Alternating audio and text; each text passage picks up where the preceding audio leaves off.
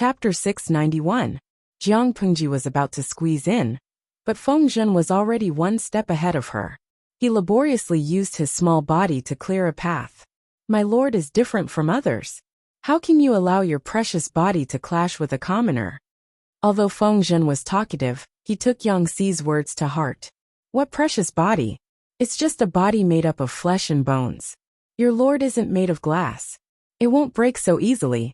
Jiang Pengji understood his good intentions, but it was really unnecessary. She was willing to reveal her identity and gender, not to get special treatment. You and Jing Rong should also talk about it. There's no need to be so careful. It's uncomfortable. Just do as usual. Feng Zhen lowered his eyes and agreed, still using his body to shield her from the others. Only then did he have the extra energy to pay attention to the drill ground. There were two familiar faces on the drill ground. One was Li Yun, the other was Dian Yan. Jiang Pengji frowned. Why was Dian Yan here? Was this related to Dian Yan? Feng Zhen said. My lord, you might not believe me when I say this, but they were the ones who tried to poach me first. Jiang Pengji was speechless. Feng Zhen explained the whole story. Dian Yan was a good student who was eager to learn. Ever since he joined Jiang Pengji's loving group, he felt the disparity between him and the others. From martial arts to knowledge, he seemed to be seriously biased towards other subjects. On one hand, he studied humbly, and on the other hand, he did not neglect his martial arts. According to his usual practice, he should have practiced martial arts for 2 hours. However, the drill ground had not been cleaned up yet, so he found a secluded place to practice martial arts. He did not expect to be seen by outsiders. That person was one of Yang Jian's subordinates, and he valued talents as much as his life. He felt that Dian Yan was tall and valiant, and seeing that he was wearing a shabby hemp garment with patches on it, he thought that he was a useless soldier. Naturally, he had the idea of recruiting him. Yang Jian's troops were good at fighting on the water. They weren't bad at fighting on land, but that was still their weakness. If Dian Yan joined, it would be like adding wings to a tiger. He had just expressed his intentions when Li Yun, the honest child, came. When that person saw Li Yun's face, it was as if he had suffered a great shock. Without saying anything further, he started to fight. Cat pancakes? Li Yun knew the severity of the situation. This was where the Alliance army was stationed. If he killed anyone, it might cause trouble for his lord. Angel Han Mei's marksmanship was outstanding. Even Jiang Pengji had to take him seriously. Even if he only defended and did not attack, he could still firmly suppress his opponent. The two of them had different mentalities.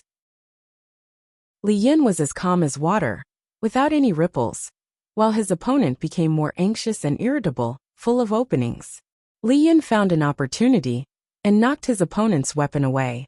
He pierced the man's armpit with his long spear and tied his hands behind his back.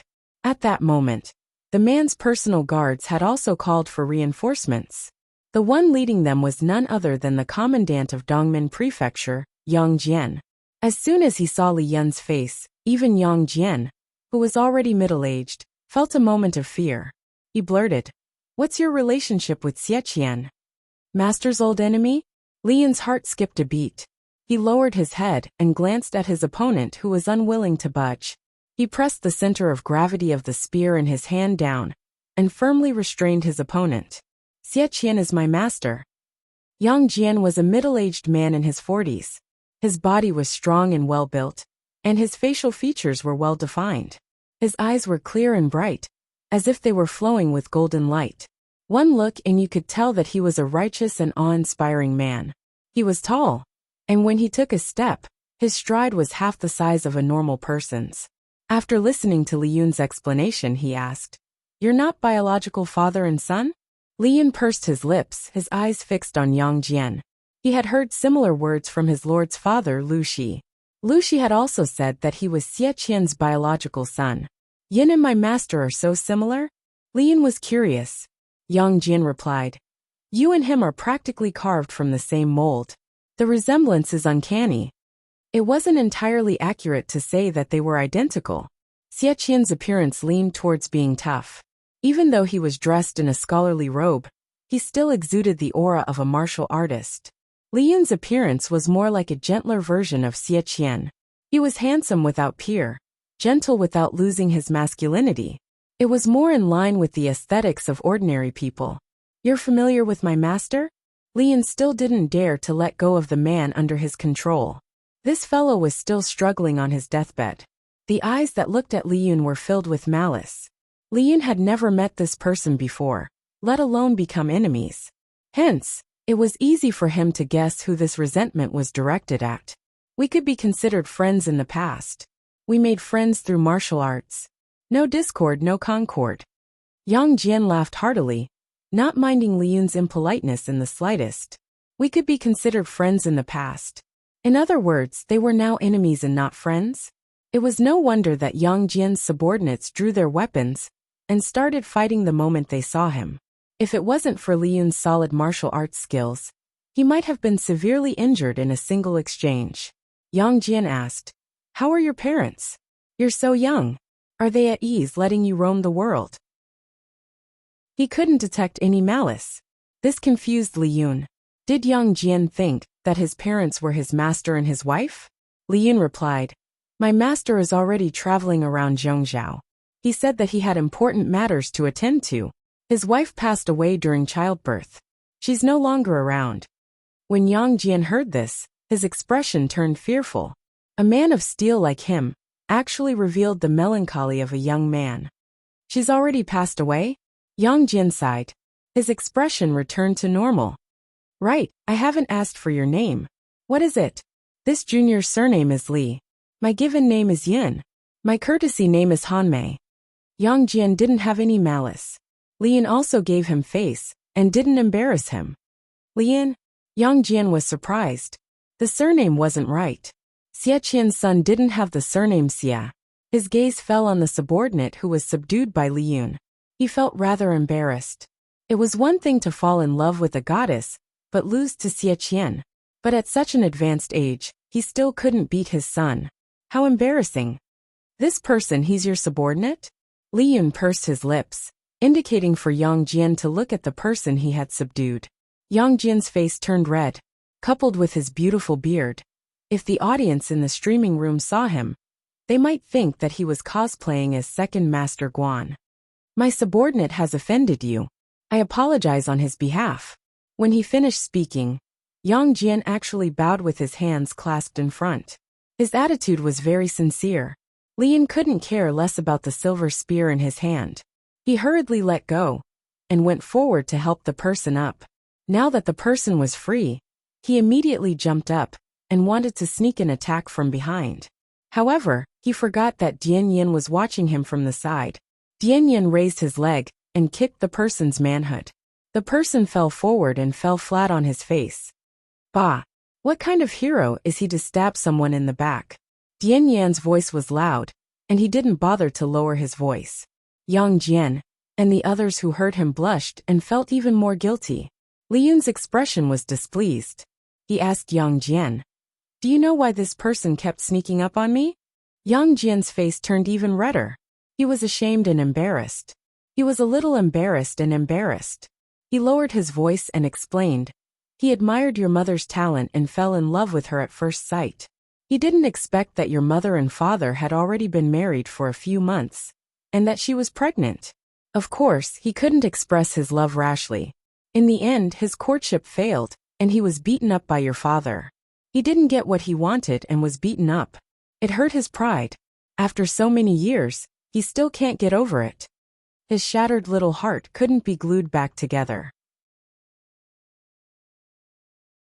Chapter 692. Was he a love rival who had been beaten by master? Even so, this person wouldn't want to kill him the moment he saw him, right? Jiang Pingji could not understand it either. It was a godly theory. There are so many idiots in this world who have been rejected by the fair, rich, and beautiful girls. It can't be that every single one of them wants to kill the son of a tall, rich, and handsome man, right? Little angel Li Yin was innocent. The storyteller, Feng Zhen, looked at his master resentfully. "Don't speak bird language that normal mortals can't understand." Jiang Pingji coughed softly and said, "If that's the case, there won't be a need to fight, right?" Feng Zhen continued, "That is indeed the case. However, there were other arguments after that. That person actually started a rumor and slandered Hanmei's mother and father. Hanmei couldn't take it anymore and beat him up. Even though he was injured, he was still stubborn and didn't hold back his words. Hanmei was furious and wanted to make a move. Yang Jian had many people on his side. How could he just sit back and watch? He opened the gates. Slander? What kind of slander could make Li Yun, who had always been calm, lose his rationality and hurt someone? Feng Zhen said. That person spread the rumor that Xie Qian was not a man. He actually pushed his wife to another man for the benefit of his family. Jiang Pengji asked. What's going on? Back then, Lu Shi had told her the story of Xie Qian and Wang Huiyan. The husband and wife were a talented man and a beautiful woman. They were a match made in heaven. In layman's terms, this couple's public display of affection was so deranged that it made people want to raise a torch and burn them to ashes. Such a loving couple. How could there be a melodramatic plot where the man pushed the woman to another man? Moreover, Lu Shi had also said that Wang Huiyan had been replaced by someone else after giving birth to Li Yun. In other words, the Wang Huiyan after Li Yun's birth was just an imposter. Feng Zhen sighed, using words to reconstruct the scene. Yang Jian had originally wanted to be the peacemaker and cover up this incident. Little did he know that Xie Qian's wife's admirer wouldn't let it go. He had been taught a lesson by Li Yun, and his mouth was still stiff. He said unwillingly, "Where is that coward Xie Qian?" Li Yun was deeply in love with his master Xie Qianru. Others could slander Li Yun, but they could never slander Xie Qianru. Say that again. Be careful or I'll cut off your tongue. My master is a dignified man with an indomitable spirit. How could he be a coward? The other party mocked. How are you not a coward? Yang Jian's eyebrows twitched. He hurriedly ordered the retainers behind him to retreat 20 paces. If Xie Qian wasn't a coward, why would he sell his wife for wealth? Li Yun's eyes widened in anger as he clenched the silver spear in his hand. Due to excessive force, his knuckles turned from white to blue. My master loved his wife deeply. Ever since she died in childbirth, he has never remarried. Not only that, they have to offer them fragrant fruits every day. And they have to abstain from eating for 3 days before and after the Memorial Day. The two of them are deeply in love with each other and can be regarded as role models. You despicable person, don't slander their innocence.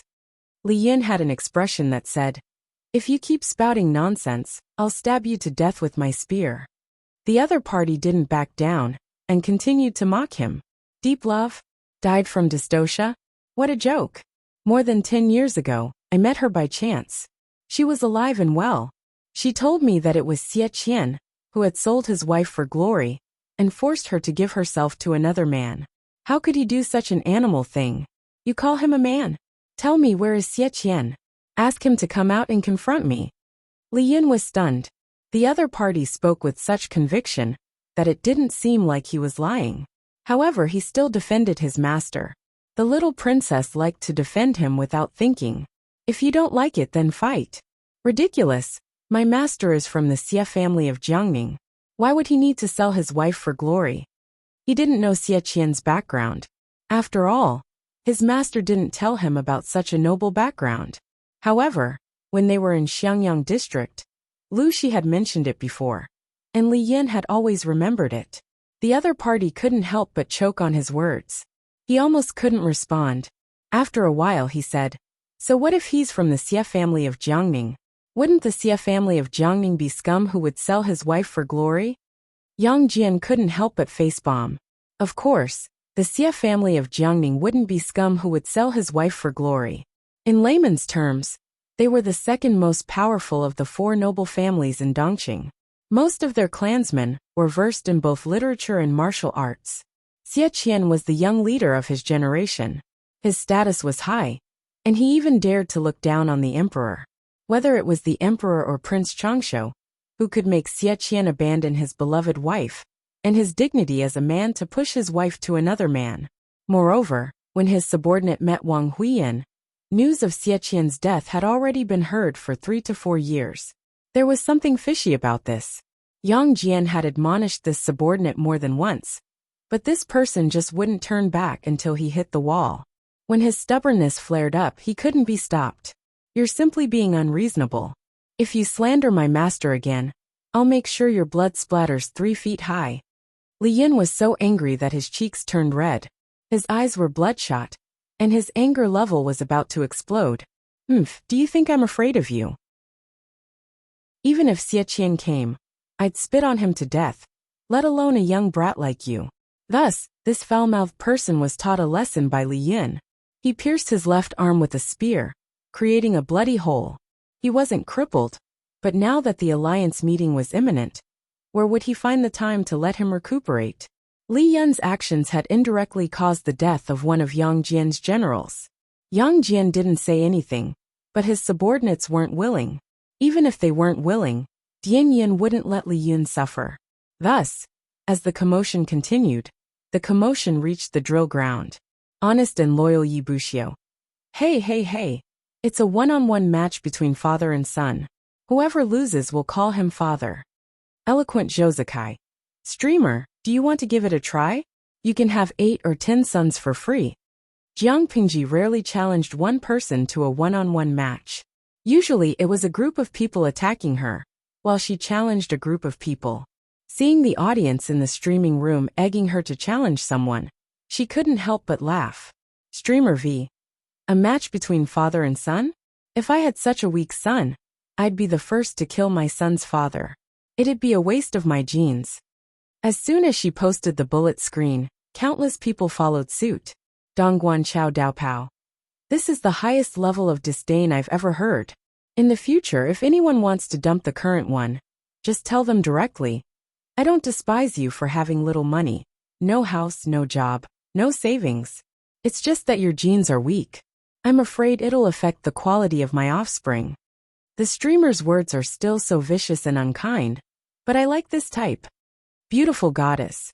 Hihi, can I ask the streamer for one of your eggs to modify my offspring? I promise I'll only do it and not touch it. Lazy Catling. Sure, if you're not afraid that the streamer's knee will break your pelvic bone, just ask. Luo Peanut Candy. Ha. It's not just a pelvic bone. It's obviously a knee that breaks from the pelvic bone to the skull. It had to be said that Jiang Pingji's words were unkind. Her frequent audience members were also sharp-tongued. When the forest was big, there were all kinds of birds. When the streaming room was big, there were all kinds of scum. Jiang Pingji never read those dirty words. Occasionally, there were some discordant comments, but they were instantly drowned by the idle audience's bullet screen. Chapter 693. Zuowo Shachang Junemo Xiao. Who's the one fighting with little angel Hanmei? He's so ugly, it's a disgrace to the city. Qiuyu Buxiu. How is it a disgrace to the city? It's obviously a handsome, mature uncle. Look at that muscular body, that beautiful complexion. Even the movement of his Adam's apple is so sexy. Those who say he's an eyesore and a disgrace to the city, tell me your house address, and I'll send you a razor blade. Those who dared to go topless in the middle of winter were all real men. Jiang Pingji similarly shifted her gaze to Li Yun's opponent. Feng Zhen, who was beside her, said, That's Yang Jian. That's Yang Jian. I heard others call him the handsome bearded duke, praising his beard for being long and beautiful. I can't tell how he's beautiful. She couldn't understand such aesthetics. To her, a beard was similar to armpit hair, belonging to the category of well-developed and luxuriant body hair. Feng Zhen didn't know what she was thinking. He said, What people say is true. Yang Jian's side wasn't willing to bully others by taking turns, so they simply let Dian Yen and Li Yin take turns. In the end, they were slapped in the face one after another. Not only did Dian Yen have a rough face, but he was also tall and had extraordinary strength. He used brute force to break through technique, causing Yang Jian's side to suffer a lot. However, Dian Yan's flaws were also very obvious. His posture wasn't flexible enough, his moves were too crude, and his movements were wide open. There were many flaws. When encountering an experienced veteran, it was inevitable that he would be at a disadvantage. Li Yin was different. Xie Qian taught him step by step, and he was extremely talented and hardworking. For more than 20 years, he trained hard day and night, and finally mastered exquisite spear techniques. His martial arts skills far surpassed those of others. If not for his lack of age and experience, it would be difficult for anyone present to make him suffer. He and Dian Yin joined forces and caused Yang Jian's side to lose a lot of face. Yang Jian originally wanted to watch from the sidelines and let them resolve their grievances, but he couldn't sit still. He had to personally take action to regain some face. Otherwise, if word got out that Yang Jian's subordinates were all weaklings who had been defeated by two young men, he wouldn't be able to keep his face.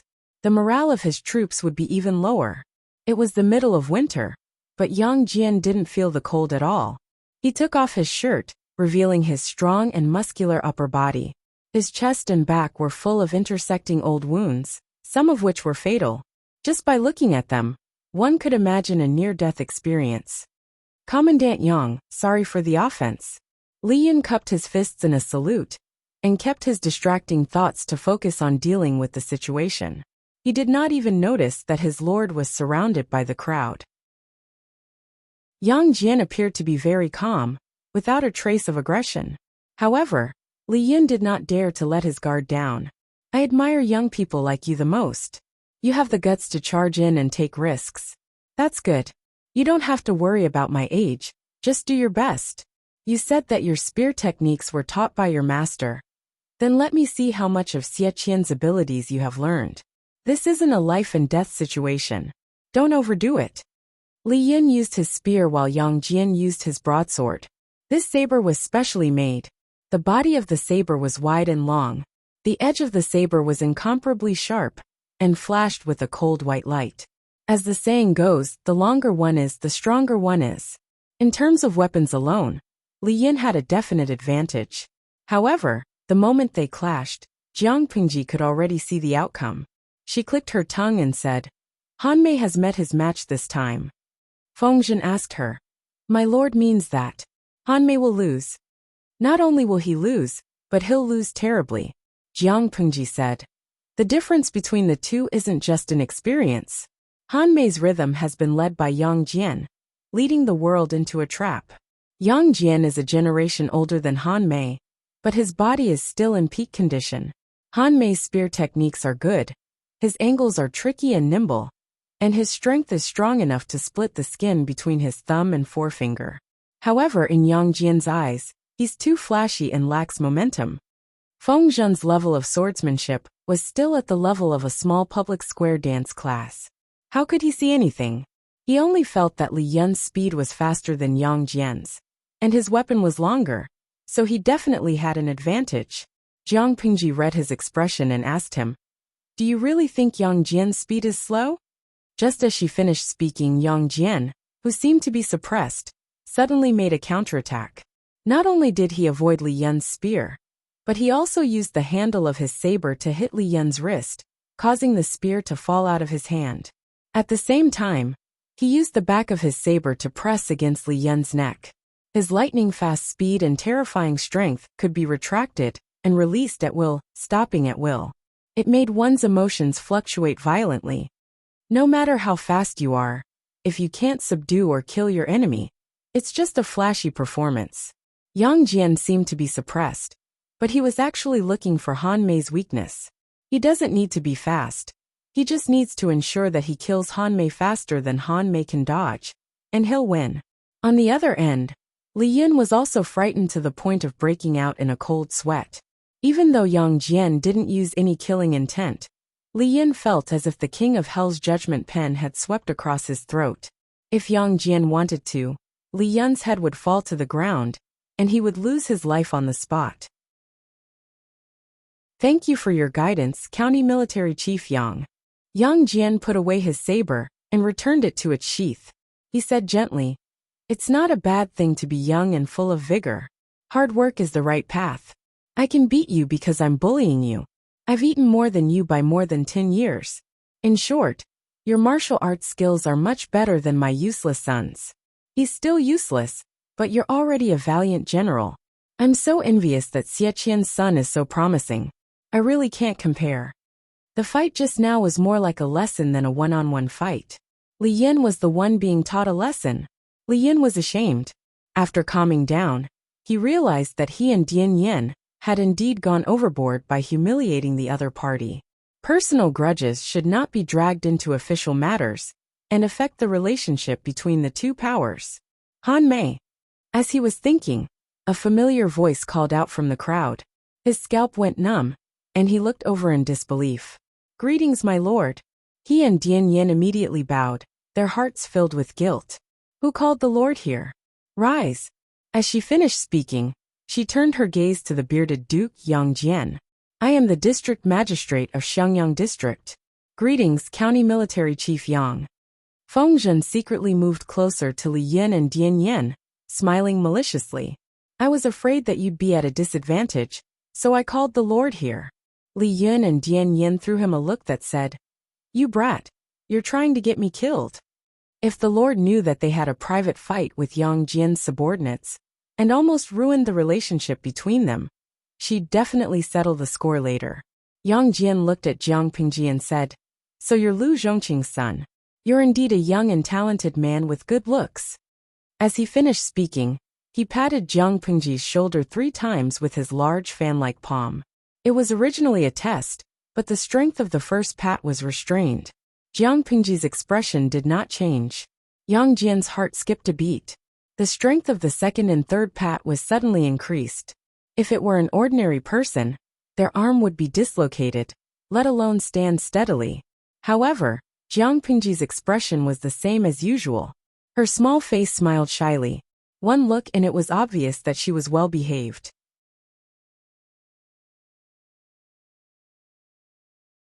Chapter 694. County Military Chief Yang knows my father? We're all officials. How can we not know each other? Your father managed Hu County and was the county chief. Hu County borders Zhengzhou's Dongmen County. There were several food shortages, so he shamelessly borrowed some rations from your father. Only then did the situation turn for the better, and the people could live in peace. It seemed like there was no enmity between Yang Jian and Lu Shi. The former even owed the latter a favor.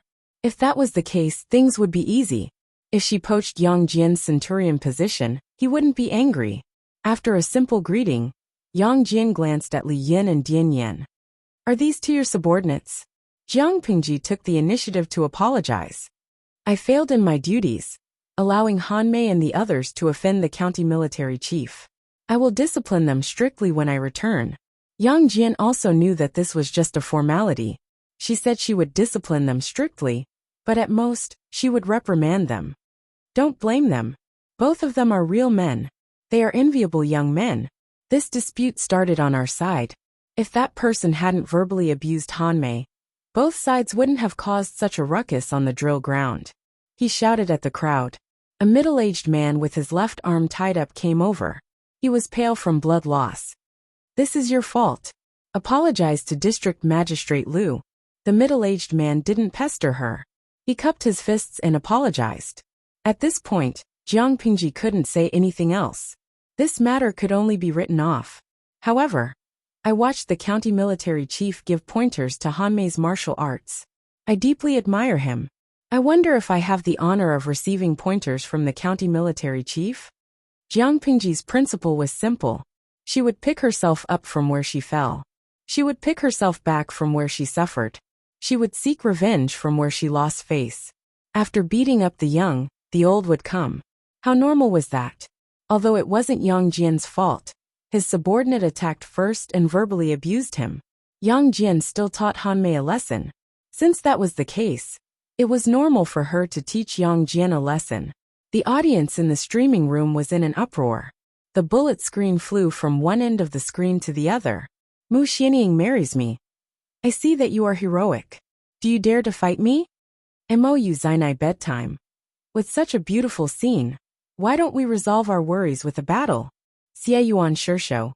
1 minute later, Yang Jian said with a wronged expression. "I drank a cup of tea just now." Yang Jian wanted to reject her, but when he thought of Jiang Pingji's performance just now, he became interested. "Why not?" Jiang Pingji said shyly. "My skills are crude and I don't want to embarrass myself in public. Can we find a secluded place?" Yang Jian didn't suspect anything. A young man's pride needed to be protected. What if it was broken and couldn't be glued back together? In the end, Jiang Pingji didn't choose a weapon. She planned to fight barehanded. Naturally, Yang Jian couldn't take advantage of her. However, he soon realized that this was a huge mistake. Yang Jian couldn't understand how such a thin and slender body could generate such great power. It was as heavy as a mountain, and one would lose all will to fight for it with just a glance. Although he would not despair, Jiang Pingji's strength was terrifying. Yang Jian could only passively defend and try to find an opening. However, Jiang Pingji wasn't a fresh young man like Li Yun. She was a veteran. She seemed to be full of openings, but in reality, she was full of killing intent. Yang Jian initially thought that he had a chance, but the price he paid was that his arm was almost broken. He jumped away and put some distance between them. He said with lingering fear, "What a good way of pretending to be a pig to eat a tiger. You really are your father's son." It was so dark. "You flatter me, County Military Chief." Jiang Pingji's expression didn't change. She used her hand like a knife and attacked Yang Jian's face. Yang Jian's heart sank. He raised his hand to block her wrist. At the same time, he adjusted his center of gravity and squatted to avoid the incoming palm wind that swept across his face. "With your martial arts, how does it look like I'm asking for advice?" Not only did he not find an opportunity, but he was also being suppressed by Jiang Pingji. Her palms were so dense that they left afterimages. Just looking at them sent a chill down his spine. "Of course I'm asking for advice, but it's not me asking for advice from County Military Chief. No matter what, Han Mei is still my subordinate. Hitting him is the same as hitting me." Jiang Pingji didn't choose to spar with him in front of others. Instead, she chose to do it behind others. She just had to get back at him. She would gain something from it, but she would lose her false reputation to Yang Jian. "County Military Chief, just take it that I'm acting like a child. I'm sure the County Military Chief can understand, right?" Yang Jian laughed bitterly in his heart. Faced with Jiang Pingji's increasingly concentrated and fierce attacks, he could only retreat. Fortunately, Jiang Pingji didn't go overboard. Her injuries were in inconspicuous places, and she didn't attack his face. What shocked Yang Jian the most was not Jiang Pingji's speed or techniques, but her intuition and experience. She didn't seem like a pampered and spoiled Langjun from an aristocratic family. She seemed more like someone who had crawled out from a pile of corpses. Even Yang Jian had accumulated more than 10 years of experience. He had experienced thousands of battles before he could develop his current combat qualities. Thinking too much, Yang Jian's mind was distracted, and he revealed an opening. Jiang Pingji circled to his blind spot. Her right hand formed a claw and wrapped around his neck. Her left hand pinned his hands behind his back. Then, she used her strength to flip him to the ground. All her actions were done in one go. By the time Yang Jian reacted, the situation was already over. He had no chance of winning, so he could only admit defeat. Forget it. I can't win against you youngsters." Jiang Pingji released her grip and helped him up from the ground. "Thank you for showing mercy, County Military Chief." Jiang Pingji's words clearly indicated that she had admitted defeat. Yang Jian knew that she was saving him some face, but he was still displeased. However, he still had this bit of magnanimity. He wouldn't be calculative with Jiang Pingji. "You are the same as your father. Both of you are foxes. Your father is treacherous with his words, while you are merciless with your hands." What Yang Jian didn't mention was that during those years when there was a food shortage in Dongmen County, although Lu Shi had borrowed some grain, the interest he paid was unscrupulous. It couldn't be compared to the printed money, but it had allowed Yang Jian to witness the black-hearted literati and the honeyed words of businessmen.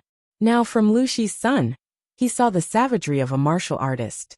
"Your junior is ashamed. During this alliance meeting, even your father didn't dare to come over and talk to me about friendship, yet you barged in recklessly. Fortunately, on the surface, we are still on bad terms, so it won't affect you much. During the alliance meeting, try to restrain yourselves. Don't let the two families get too close, so as not to affect you and your father." Yang Jian was able to become the county military chief, not only because of his background and talent, but also because of Prince Changshuo's promotion. In other words, from the perspective of outsiders, he was on Prince Changshuo's side. Now that he had joined the alliance meeting, he couldn't be friends. Jiang Pingji didn't pretend to decline. She agreed without hesitation. "Oh yes, I have something to ask the county military chief in private." Yang Jian asked. "What is it?" "How long have you known my father and Hanmei's father, Xie Qian?" Yang Jian and Lu Shi's interactions were mostly on official occasions. His relationship with Xie Qian was more personal. "We've known each other since we were young. Why are you asking?" Jiang Pingji crossed her arms in front of her chest. Her expression was thought-provoking. There were some things that she wanted to verify further. Although Qiguan Rang had already gotten the answer from Wei Yuan, Jiang Pingji still wanted to investigate further. However, it wasn't a good time to ask. Chapter 695.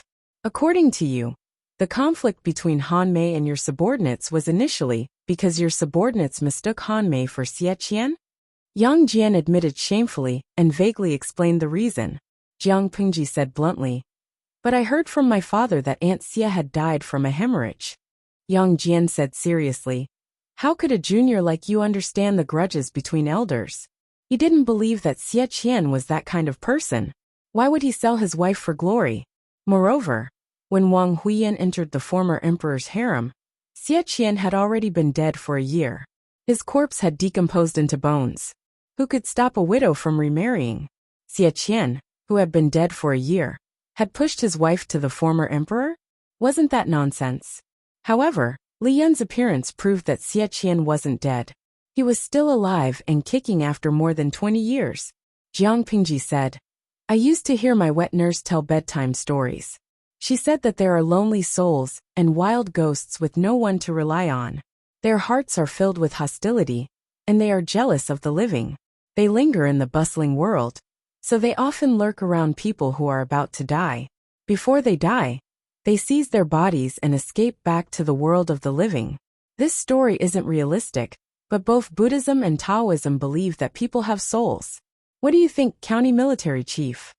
Yang Jian was dumbfounded. This is just an absurd demonic story. It is indeed just a story. But have you heard about Aunt Xie before she gave birth? How did the world evaluate her? From what I know, she and my mother are known as the twin beauties of Lengia. They are both talented and beautiful. She is one of the most beautiful women in the world. She has an eidetic memory. She can even recite the classics and history books fluently. Jiang Pingji knew about Wang Huiyan partly from her own investigation, and partly from Lu Shi. Such an intelligent woman. If Xie Qian really had evil intentions, do you think she would obey her husband or seek help from her family? The Xie family of Gongming is indeed scary. But do you think the Wang family of Lengia is useless? Wang Huiyan was the most outstanding noble lady in the Wang family of Lengia. She was their pride, and the face they displayed to the outside world. In the end, the daughter of the Wang family first gave herself to the ruthless former emperor, then climbed into his bed, and finally conspired with Prince Changshu? She had already laid her hands on all three royal brothers. Didn't she think her taste was too strong? Even if Xie Qian was shameless, and Wang Huiyan threw caution to the wind, the Wang family of Lengia could not sit back and do nothing. A person's temperament wouldn't change for no reason. Auntie Xie didn't suffer any setbacks. She only gave birth to a child. The midwife said that she had a hemorrhage after giving birth, and there was nothing she could do. In the end, he didn't die. It was just that when he woke up, his personality changed drastically. Xie Qian suspected that there was a demon behind him, but he didn't expect that the other party would find out and kill him in secret. I learned all these details from my father. Yang Jian furrowed his brows. According to Jiang Pingji's explanation, apart from the additional element of fantasy, the logic actually made sense. Why are you telling me this? Jiang Pingji's gaze sharpened. Han Mei respects his master very much and loves his mistress, whom he has never met. Because Xie Qian did not say it clearly, Han Mei did not dare to confirm Xie Qian's blood relationship with him, just based on the words of this junior's father. However, a master was a master after all. A master for a day was a father for life. There was no difference. No matter what the truth of this matter was, Xie Qian and Wang Huiyan's reputation was already in shambles. Han Mei would not be happy. This junior's words are insignificant and cannot help Han Mei with anything. I'm telling this to the county chief. I only hope that before the truth comes to light, or before you seek confirmation from Xie Qian, you will first control your subordinates' mouths. Don't make wild guesses. Only one's own children could be beaten up. It was fine if outsiders came to make noise, but they also bullied others. This was not allowed. Yang Jian understood. He didn't mind Jiang Pingji's lack of manners. The two left the secluded area. Li Yin and the others, as well as Yang Jian's subordinates, were waiting anxiously outside. Seeing the two of them appear, everyone came forward to welcome them. Let's go back. We'll seek guidance from the county chief another day. Jiang Pingji's face did not show any joy. She wasn't exactly sad, but she was very disappointed. She must have suffered a setback. On the way back, Li Yin and Dian Yin followed behind obediently. They hung their heads, one big and one small. They looked like two children who had done something wrong. The matter has been resolved. In the future, avoid contact with County Chief Yang's people. Yang Jian had already spoken, so Jiang Pingji would not cause trouble for herself. Yes, I will obey my lord's orders. Feng Zhen felt the tension in the air and coughed twice. My lord, I've already tested that person. After some hesitation he agreed. Jiang Pingji was speechless. Speaking of which, she had just witnessed Yang Jian teaching Li Yin a lesson. Then she pulled Yang Jian aside to teach him a lesson. How long had it been? How did Feng Zhen successfully hook up with his target, and even persuade him to jump ship? Jiang Pingji also admired Feng Zhen. She lowered her voice. Your lord is still trapped in Wanzhou. You're already thinking about how to conquer the rivers. I have to prepare early just in case something happens, Feng Zhen said shamelessly. Because of their outdated shipbuilding technology, if they were to fight on the water and encounter the navy, they would most likely be at a disadvantage. Most of Dongqing's territory was inland, but there were places where rivers and waters were accessible. If the enemy occupied the rivers in the future, how would they fight the war? Rather than sharpening their spears at the last minute, it was better to prepare early. It wasn't easy for Feng Zhen to encounter a talent in the navy. If he didn't think of a way to kidnap her, would he have to wait for another talent scout to discover him? That's true. Preparing for a rainy day is indeed a good habit. Jiang Pingji recalled the great universal geographical map of Dongqing in her mind. If she coveted the territory of the Mengs in Sangzhou, she would have to face the natural defenses of the rivers. Sangzhou's terrain was special. It was a battleground for military strategists. It was easy to defend and difficult to attack. If they retreated, they could rely on the natural defenses. If they attacked, they could make use of the complicated rivers and waters. It was difficult for ordinary troops to conquer. It was also where Dongqing was connected to two other countries. It was a vital part of the country. There were three natural defenses: Hanchang Pass, Zhangjiang Pass, and Yumen Pass. If Jiang Pingji wanted to expand her territory and encroach on the territory of other countries, she couldn't avoid Sangzhou. If she started training the navy now, it would come in handy in the future. A duck that couldn't swim was worse than a weakling in the water. A mere 3,000 navy that was proficient in the water could annihilate an enemy army 10 times their size. If that's the case, does my lord have a reward? Of course I can. Let me make this clear. There's no wine or beauties here. Tell me, what reward do you want? Feng Zhen. My lord, there's still a strong smell of alcohol on you. You said there's no wine. You're clearly pocketing it. After a while, he could only open his mouth sullenly. I haven't thought about it yet. I'll keep it for now. Jiang Pingji couldn't help but laugh. Feng Zhen's aggrieved expression was really amusing. The talent that Feng Zhen had poached didn't come with them. Jiang Pingji didn't even know if he was round or flat. Chapter 696. He wanted to be alone and lick his wounds. Yang Jian's only son, Yang Tao, who was 22 years old, entered the tent. Yang Tao was born to his legal wife. He died of illness shortly after giving birth. All these years, his concubines gave birth to a string of daughters, but he never had a son. Thus, Yang Jian only had this one son. Deep down he treasured him, but outwardly, he acted like a strict father. Is something the matter? His son looked troubled. Father, Lucy sent someone over to borrow someone from us. Yang Jian was suspicious. Borrow who? Yang Tao replied. The person Lucy wants to borrow is a centurion. Why? A centurion wasn't an insignificant soldier. Yang Jian only had 15,000 men under him. A centurion was quite precious. Yang Tao looked at his father hesitantly, his slightly immature face showing some hesitation. If you have something to say, just say it. Are you a man? Yang Jian suddenly raised his voice, scaring Yang Tao into saying, Forgive me, father. Lucy thinks the person is ugly and unique. He wants to borrow him. Ugly unique? How ugly could he be? Yang Jian didn't believe that Jiang Pingji was the type to cause trouble. She must have a reason for asking to borrow someone. He furrowed his brows and raised his hand to call the centurion over. Even Yang Jian, who wasn't obsessed with looks, felt disgusted. It hurt his eyes. The centurion was shorter than the average person. His right leg was injured. His limp could be seen after a few quick steps. Not only that, but his face was ugly. His eyebrows were far apart, one high and one low. His eyes were long and sunken. His nose bridge was sunken. Both sides of his nose were covered with freckles. His lips were thick and black. His neck ratio was different from the average person's. His shoulders looked a little sunken.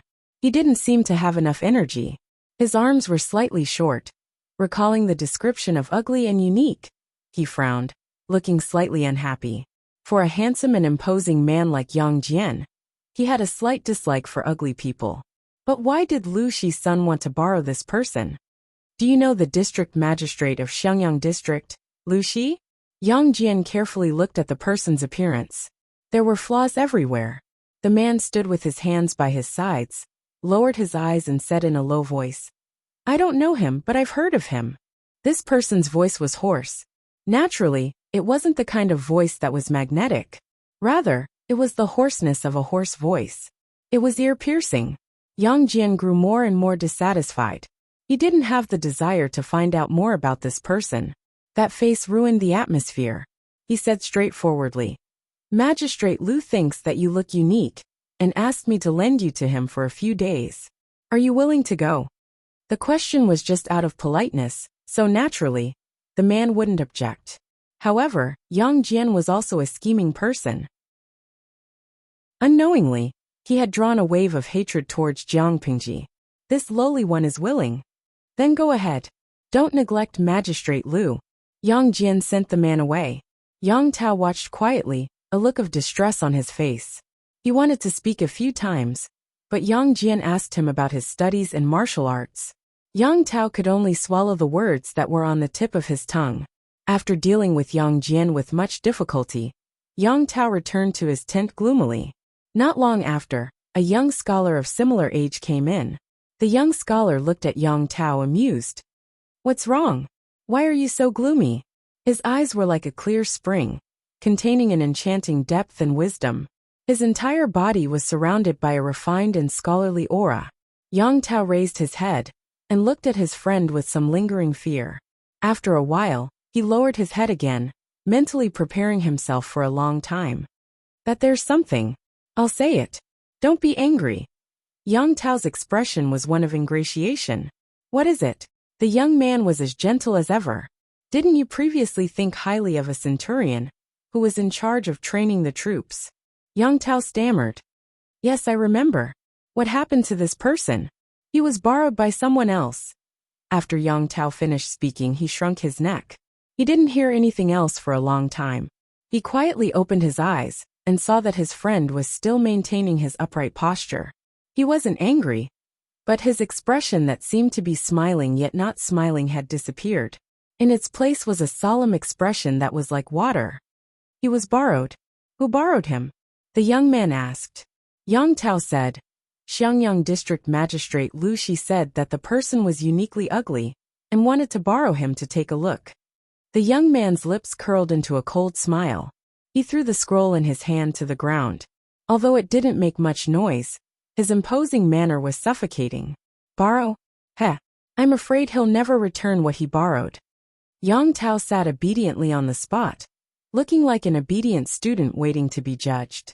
The young man didn't know whether to laugh or cry. Tell me the details of that time in detail, Yang Tao didn't dare to hide anything. He babbled on, not missing the change in his father's expression. "Uncle, did you mention the reason why Lu Shi borrowed him?" the young man asked him. "Yes," the young man murmured. "Ha! I hope this will be a thorn in his heart, and he won't side with Lu Shi." Yang Tao asked doubtfully, "I really don't know why Lu Shi borrowed this person? Just because he's ugly?" The young man resisted the urge to face-bomb. Lu Shi didn't want to see how ugly a person was. He clearly wanted to train the Navy. Train the Navy? Yang Tao was shocked. He immediately asked cautiously, "Why did Lu Shi train the Navy?" The young man asked in return, "Then why do you think Lu Shi borrowed this person? Was it really because the other party was uniquely ugly? Such a reason could only coax a 3-year-old child. It couldn't coax him. If he really wanted to train the Navy, then wouldn't this person's ambition be? Maybe you're overthinking." After all, no matter how one looked at it, the young man's speculation was too shocking. Lu Shi's territory was located in the north of Dongqing. Most of it was basins and hills. There weren't many river routes, and there weren't any large-scale naval battles. What was the difference between training the Navy and drawing water with a sieve? The young man didn't think so. The Lu father and son are low-key, so most people ignore them. If you pay close attention, it's not difficult to discover their ambition. At this time, they want a talent to train the Navy from us. Their ambition is obvious. Yang Tao said in distress, "Even if what you said is true, Lu Shi can still think of other ways if he doesn't borrow from us." The young man looked at Yang Tao with pity, as if he was looking at a retard. The crux of the problem wasn't how ambitious Lu Shi was, but that they had been poached by someone else. Perhaps Lu Shi was addicted to poaching, and would keep an eye on them next time. Yang Jian's family business wasn't big. If it was handed over to the innocent Yang Tao, he wouldn't even know it when someone else poached him. Having such a childhood sweetheart, he was also mentally exhausted. Yang Tao also realized that he had said the wrong thing. He asked him in a low voice, "Why don't I think of a way to get him back?" The young man's eyes were filled with even more despair. How could his good friend make such a stupid suggestion? Get him back.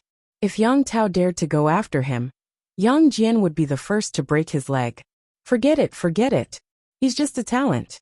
There are many people in our army who are proficient in naval battles. It's not a pity to lose him.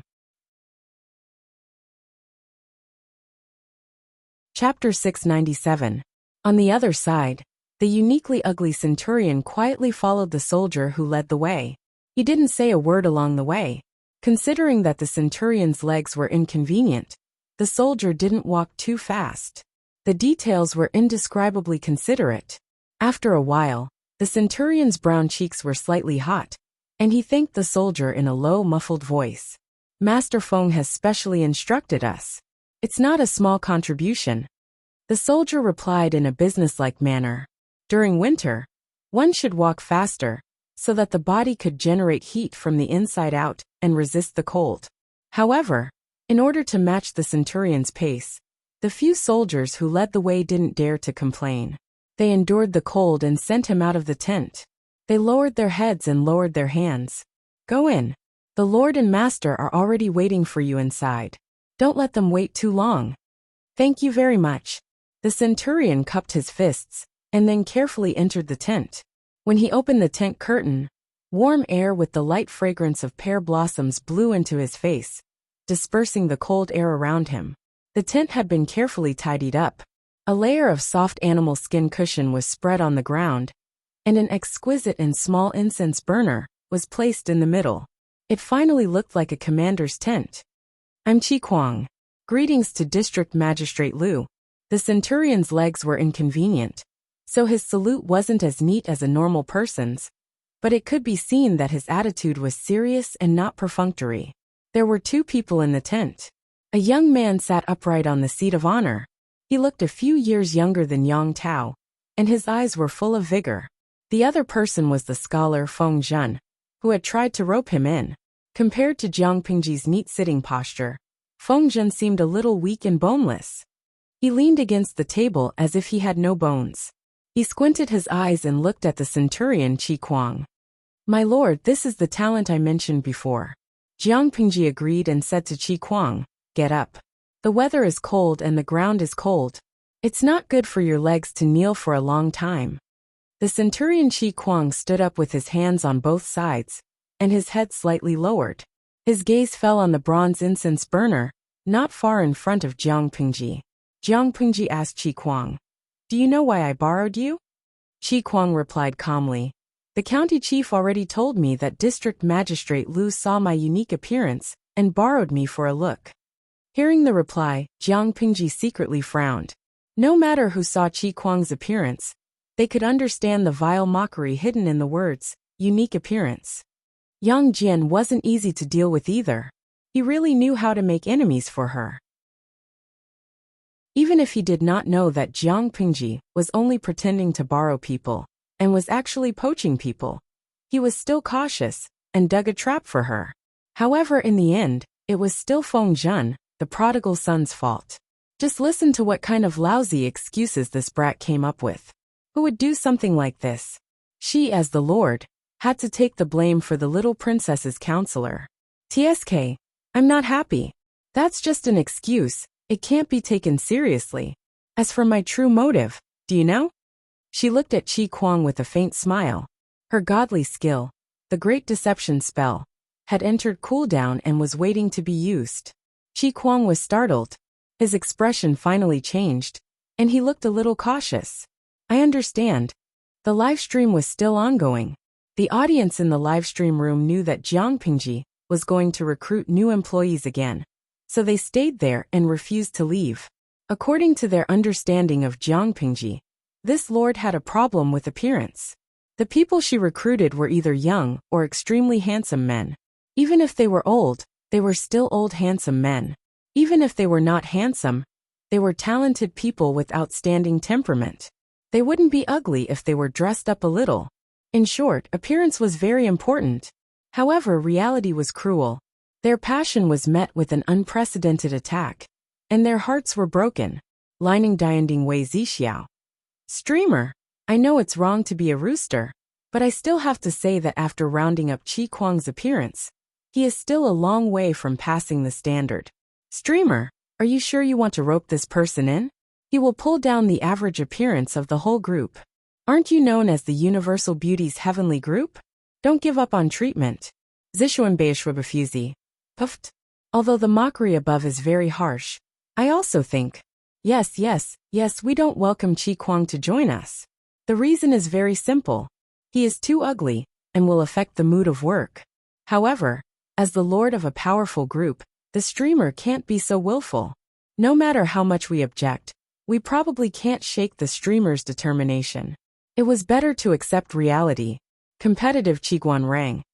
As expected, even if we're in a different plane, the aesthetic standards of humans are the same. This is a cruel, cold, and superficial world. But then again, Qi Kuang isn't valued by Yang Jian. Isn't it because he's ugly? If he was good-looking, how could the streamers hope be his turn? They had been dug out long ago. Now that they were short of people, it was already good enough that they had people. Yet they were still picky. Ugly as no salt Li Hanmei. I can accept anything that is beneficial to the streamer. Pretty or ugly, I don't care. Actually, from a male's point of view, I still hope that the overall attractiveness of the streaming room can be lowered, with fewer handsome guys and more beautiful girls. Seriously, can you imagine when I'm dating my girlfriend, she's holding up the pretty boy Lian's photo, making all sorts of noises and screams? Jiang Pingji glanced at the series of IDs. Deep down, she was already holding back her laughter and suffering. These IDs were obviously fans who hated them deeply, especially self-cleansing Feng Zisher. He was so black. Feng Zhen, who was at the side, didn't know what was going on. He shifted uneasily, changing his kneeling position. Jiang Pingji collected her thoughts and focused on dealing with Qi Kuang. "Since you know, are you willing?" She never liked to beat around the bush. It was the same when she recruited people. She went straight to the point. If he was willing, he was willing. If he wasn't, yes. She would think of a way to make people willing. Qi Kuang looked hesitant. He plucked up his courage and raised his head. His eyes met Jiang Pingji's. After their eyes met, he quickly lowered his eyelids. He secretly clenched his fists, plucked up his courage and told the truth. According to what I know, District Magistrate Liu doesn't need to train the Navy now. Recruiting me is just to keep an idler. Qi Kuang felt that even if he jumped ship, he wouldn't be put in an important position. Jiang Pingji raised her eyebrows. So he was worried about this. She said, "We don't need the Navy now, but it doesn't mean that we don't need to train them. It also doesn't mean that we won't need them in the future. Soldiers are trained for 1,000 days to be used in one day. When we need to use the Navy, and I only have non-swimmers, it'll be too late. As for keeping an idler, my family has a big business, even if I don't need the Navy in this lifetime. So what if I keep you?" Qi Kuang was silent for a while. Jiang Pingji didn't rush him. "I was born ugly, my legs are handicapped, and my appearance is unsightly. District Magistrate Liu, do you really not mind?" Chapter 698. Qi Kuang understood that the current atmosphere was like this. Family background and appearance were the most important. If one wanted to become an official, one's family background was the most important, followed by appearance. Ability, conduct, and talent were the last. Big bosses were obsessed with appearance. Qi Kuang was capable but not good-looking. He had worked hard for many years to climb to the position of centurion. Jiang Pingji heard this and asked Qi Kuang in surprise, "I recruited you because of your talent, ability, and loyalty. Does it have anything to do with your appearance?" She was amused and supported her forehead with her hand. She looked at Qi Kuang with a firm gaze. "Whether you are beautiful or ugly has nothing to do with me. After all, shouldn't the person who cares about appearance be the one beside you? If you surrender, I will be the master, and you will be the subject. How can the relationship between the master and the subject be equal to that of a husband and wife? As the master, I only need you to train the Navy for me. Nothing else is important. Are you saying that if you are good-looking, you can train a more elite Navy for me?" Appearance was not a buff. It could not increase the strength of the entire army. Jiang Pingji wanted to recruit talents. She was not recruiting a vase. Qi Kuang was speechless, but the grudge in his heart was gone. After thinking about it, he gritted his teeth and said, "Thank you for your kindness, my lord. I will do my best to train an elite army for you." Feng Zhen had already convinced Qi Kuang to surrender. Jiang Pingji had also made it clear that she did not mind his appearance. Qi Kuang was naturally willing to surrender. "Since you have this determination, I will naturally support you with all my strength. Now is not the right time. It is not convenient for me to assign people to you. When you return to Wanzhou, you can select 3,000 elites as reserves for the Navy. I will not interfere with how they are trained or what they need. It is taboo for an outsider to guide an expert in military training. I will not add to your troubles. There is only one thing you must remember. I want to see the elite army you speak of." Although Jiang Pingji did not directly say it, Qi Kuang could hear how much authority and freedom she had given him. As long as the Navy was established, he would be the commander of the Navy. No matter how much Qi Kuang thought about it, he did not expect Jiang Pingji to give him such a big promise. "Thank you for your kindness, my lord." Qi Kuang bowed. "I will not disappoint you." The dust had settled. Jiang Pingji, Feng Zhen, and Qi Kuang were all very satisfied. Only the Livestream viewers were a little disappointed. Because of Qi Kuang, the overall attractiveness of Jiang Pingji's group had been pulled down by several percentage points. Wasn't watching the Livestream for the sake of looking at one's face. However, this mood did not last long. Their impression of Qi Kuang had greatly improved.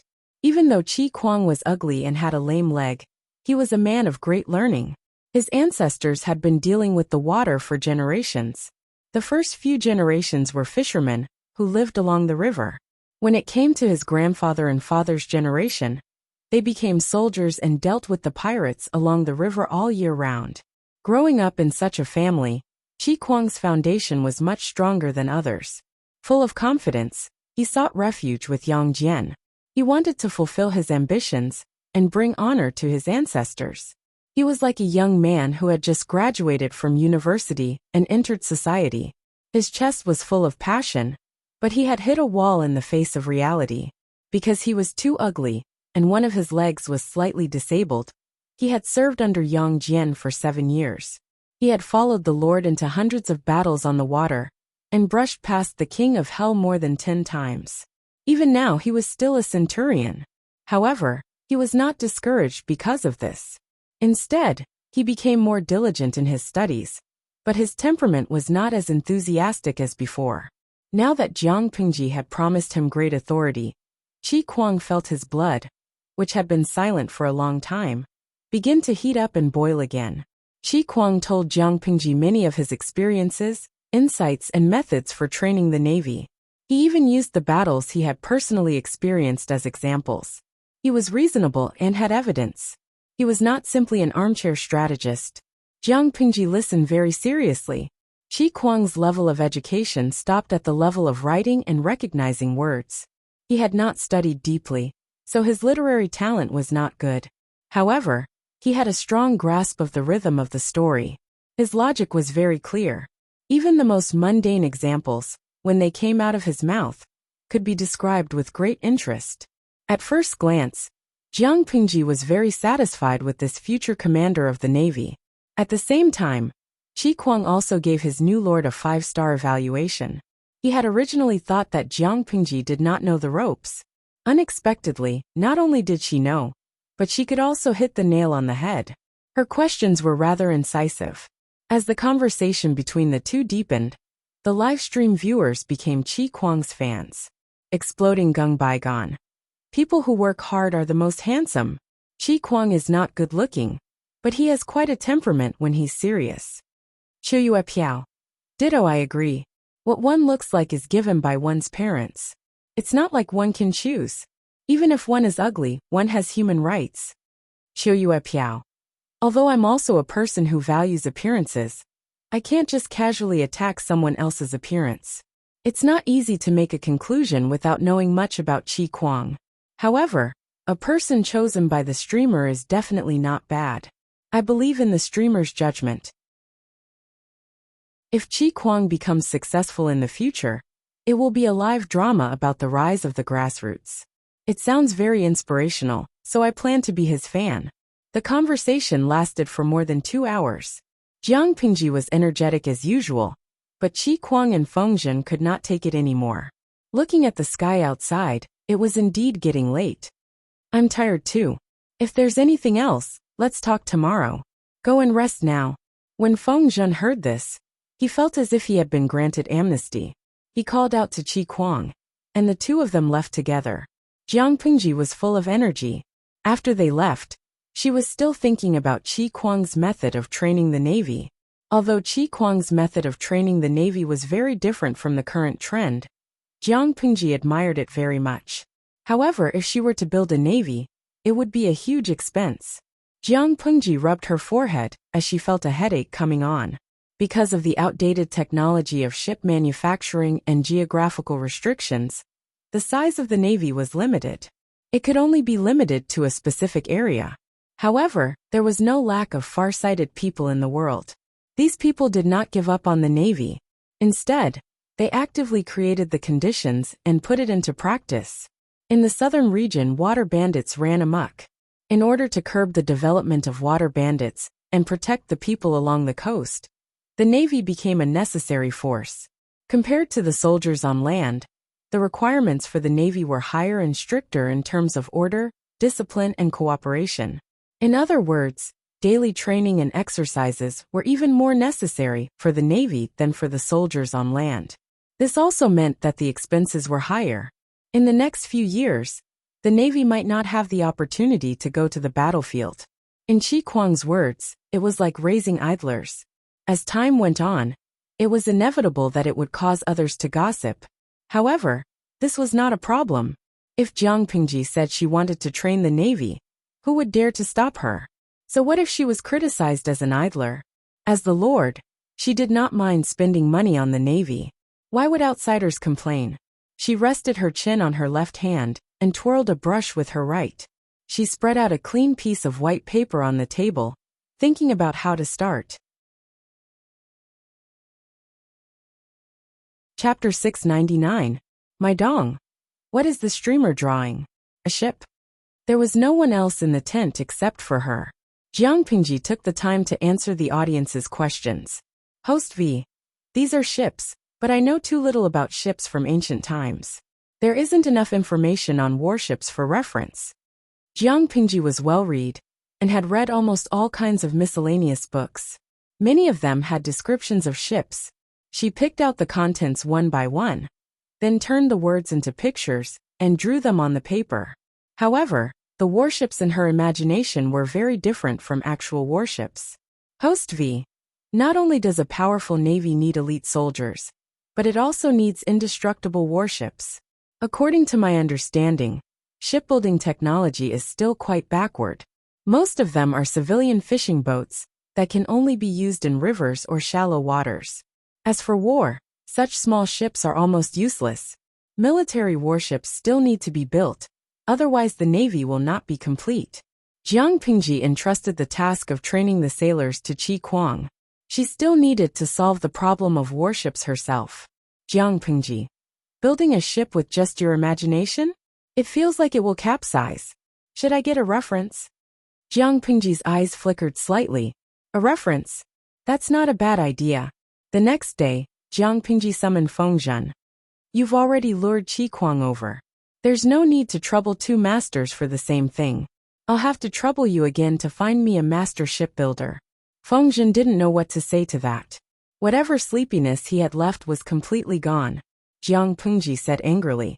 If there are no warships, how can they be considered navy? Feng Zhen felt that his lord was his nemesis. Was it so easy to find a master shipbuilder? Jiang Pingji took a step back. If you can't find a master shipbuilder, you can dig me a warship. Feng Zhen smiled bitterly. His brows were almost knotted. His lord was deliberately making fun of him. With his small body, he couldn't even dig the oars of a warship, let alone dig a warship. He laughed bitterly. If my lord wants a warship, you just have to tie me up and throw me into the river to offer it to the river god. Maybe I can get one. Forget it. I'm afraid that the river god will complain that you stole his wife and complain to me. If I throw you into the river, you won't even be enough to feed the fish. Jiang Pingji held back her laughter and reluctantly spared Feng Zhen. Forget it, I'll let you go for now. Anyway, it's not urgent now, so we can put the matter of the warship aside for the time being. Feng Zhen smiled and bowed as if he was begging for mercy. Thank you, my lord, for showing mercy. Fermented cat ball. Brothers and sisters, now it's our turn. Host, look at us, we are your shield. Spectacles. With Baidu and Papagu in hand, even a grandmaster shipbuilder would have to kneel down and bow down to her, let alone a master shipbuilder. Not yesterday's stars. Although we can be the intermediary and help the streamer look up information, there is no way to transmit pictures in the live stream room. You can only use text descriptions, which is a pain in the ass. How about this? Host, you think of a way to get a warship, and then we can modify the foundation of this warship? That should be more appropriate. Speaking of which, where can I buy a warship? Lungyang. I remember there are wooden shipyards in China. I've seen them on the news before. I wonder if there are any almighties in the know who can provide any clues? I'll immediately fork out my wallet and fly over. The master shipbuilder would be considered a master shipbuilder in the streamer's era. Even if he didn't build a warship, there would be similarities. If you have any news, you can poke me in the background. Thank you. Jiang Pingji had just finished teaching Feng Zhen a lesson and glanced at the bullet screen. Her chest warmed and she found it funny. Feng Zhen didn't know what was going on and thought that his lord was having a bad taste. Was it really that fun to bully him? Before he could ask, the messenger's voice came from outside the tent. My lord, there is a messenger outside the tent requesting an audience. Let him in. After a while, there was a rustling sound. A corner of the tent was lifted, and a soldier in armor entered. By order of my lord, I pay my respects to District Magistrate Liu. Oh, who's your lord? The chief of Zhe County, Su Bei, is my lord. As he finished speaking, the soldier handed over an invitation with both hands. Feng Zhen, who was at the side, hurriedly stood up to receive the letter and pass it to Jiang Pingji. Jiang Pingji accepted it. After she held it in her hands, she realized that the invitation was rather heavy. It didn't feel like an ordinary bamboo scroll. Not only was the material used exquisite, and the workmanship was exquisite, but it was also fumigated with expensive spices. It carried a lingering fragrance that assailed the nostrils. In the words of the Livestream viewers, this was probably the so-called taste of petty bourgeoisie. Jiang Pingji lifted her hand and unrolled the exquisite bamboo scroll. She carefully read the contents and looked at the signature, Su Bei from Jia County. He had invited her and Lu Shi to attend the alliance meeting tomorrow. He spoke respectfully, making it hard for one to feel bad about it. Go back and tell your lord that my father and I will arrive on time for tomorrow's alliance meeting. Jiang Pingji lowered her eyelids and placed the fragrant bamboo scroll to the side. The soldier didn't leave. Instead, he hesitated for a while and spoke of his purpose in deliberation. My lord admires District Magistrate Lu's youthful bravery and has specially set up a banquet in the camp. I wonder if District Magistrate would grant us the honor of attending? Jiang Pingji raised her eyebrows. As intelligent as she was, how could she not see Su Bei's motive for secretly soliciting votes? Don't be fooled by the fact that the father and son were just bystanders. They didn't have many soldiers, but they carried a lot of weight. As long as they were roped in, Su Bei's bargaining chip would be guaranteed. She smiled faintly and said, Brother Su has specially set up a banquet to entertain us. How can I not attend? It is my honor. Go back and inform your lord. I will take a bath and change my clothes before attending the banquet. Otherwise, it will be impolite if I go there rashly. After the soldier heard this, his face lit up with joy. He bowed and left. When Feng Zhen heard that there was a banquet, his eyes sparkled. It was as if he had imagined something. His Adam's apple moved quickly. Jiang Pingji poured a bucket of cold water on him. Don't even think about it. It's not for you. Feng Zhen's expression froze. There was an indescribable sense of distortion. The audience who had been watching the entire process couldn't help but burst into laughter. They even added psychological games to Feng Zhen. Feng Zisher, who is pure and upright. My lord, if you continue to bully my family like this, my family won't be satisfied. Li Hanmei, who is ugly if there is no salt. Sob, sob, sob. My lord, you are so bad. You bully my family. I will pound your little chest. Sob, sob, sob. The atmosphere in the streaming room suddenly changed. Demons and ghosts danced wildly. Jiang Pingji almost thought she was having a nightmare. Feng Zhen asked, Then who will you be bringing, my lord? Jingrong, Jiang Pingji replied. He has been busy with the affairs of the camp these past 2 days. He is exhausted. It's a free banquet. It would be a waste not to eat it. Feng Zhen knew that he had no chance. However, my lord, don't forget to bring me a bottle of wine when you return.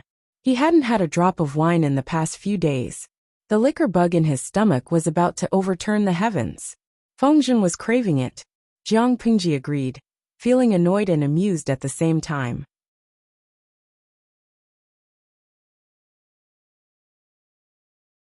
Chapter 700.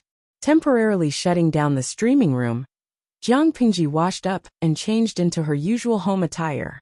Jingrong, help me get a painting and put it on the table behind the screen in the commander's tent. Bring it with you to the banquet. Yang Si did as he was told. No matter how Yang Si looked at it, his lord was clearly a handsome young man. This young face was full of vitality unique to her age. At the same time, she had a steadiness that her peers did not have. As long as a normal person was not blind, who would find out that she was actually a girl. However, the truth was that she was a genuine woman. Hearing that she would bring him to the banquet and decline Feng Zhen, Yang Si felt that his lord's decision was correct. Feng Zhen was a reckless fellow. When he saw wine and beauties, he couldn't move. It was easy for him to delay important matters. How could such a guy share the lord's worries at the banquet? If it was a man, it would be fine if he got drunk. Maybe he would have good luck with women and wake up the next day with a soft and fragrant beauty by his side. It would be a waste not to take advantage of a free gift. Unfortunately, his lord was a woman. She could not drink too much on such an occasion. The people around her had to be more cautious. Yang Si felt that there was a long way to go. At this time, Yang Si completely forgot one thing. With Jiang Pingji's alcohol tolerance, she could overturn a group of people. Although this painting has no signature, looking at the painting technique and style, was this painted by Wuxia? When Yang Si took the painting, it was already half unrolled. With a casual glance, he could tell who the painter of this painting was. Yes, before the army set off, we asked him for a painting to use for publicity. Jiang Pingji walked forward and glanced at the pattern in the painting. She said with a smile, "Among the people I know, Zixiao's painting technique is the best. I like his painting style too. Jingrong, if you've never been to Xiangyang district, would you be moved when you see the flourishing scene in this painting?" Yang Si's expression was a little strange. He seemed to be struggling with something. However, he said carelessly, "A paradise beyond the world. My heart admires it." Just based on the contents of the painting, people who didn't know would indeed yearn for it. However, speaking of Wei Si's painting technique, he suddenly thought of something. He remembered that Wei Si had once painted a portrait of a woman who was exceptionally precious. Now that he recalled the face of the woman in the painting, he was extremely terrified when he thought about it. In the beginning, Yang Si did not know Jiang Pingji's gender.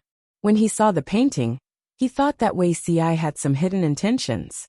Now that he knew the truth, the woman in the painting was obviously his lord. So it wasn't that the lord wanted to do the unspoken rules with Wei Si, but that the gentleman, pervert, Wei Si had other intentions towards the lord? Jiang Pingji noticed that there was something wrong with Yang Si's expression. However, she did not delve too deeply into it. Instead, she carefully put the painting away.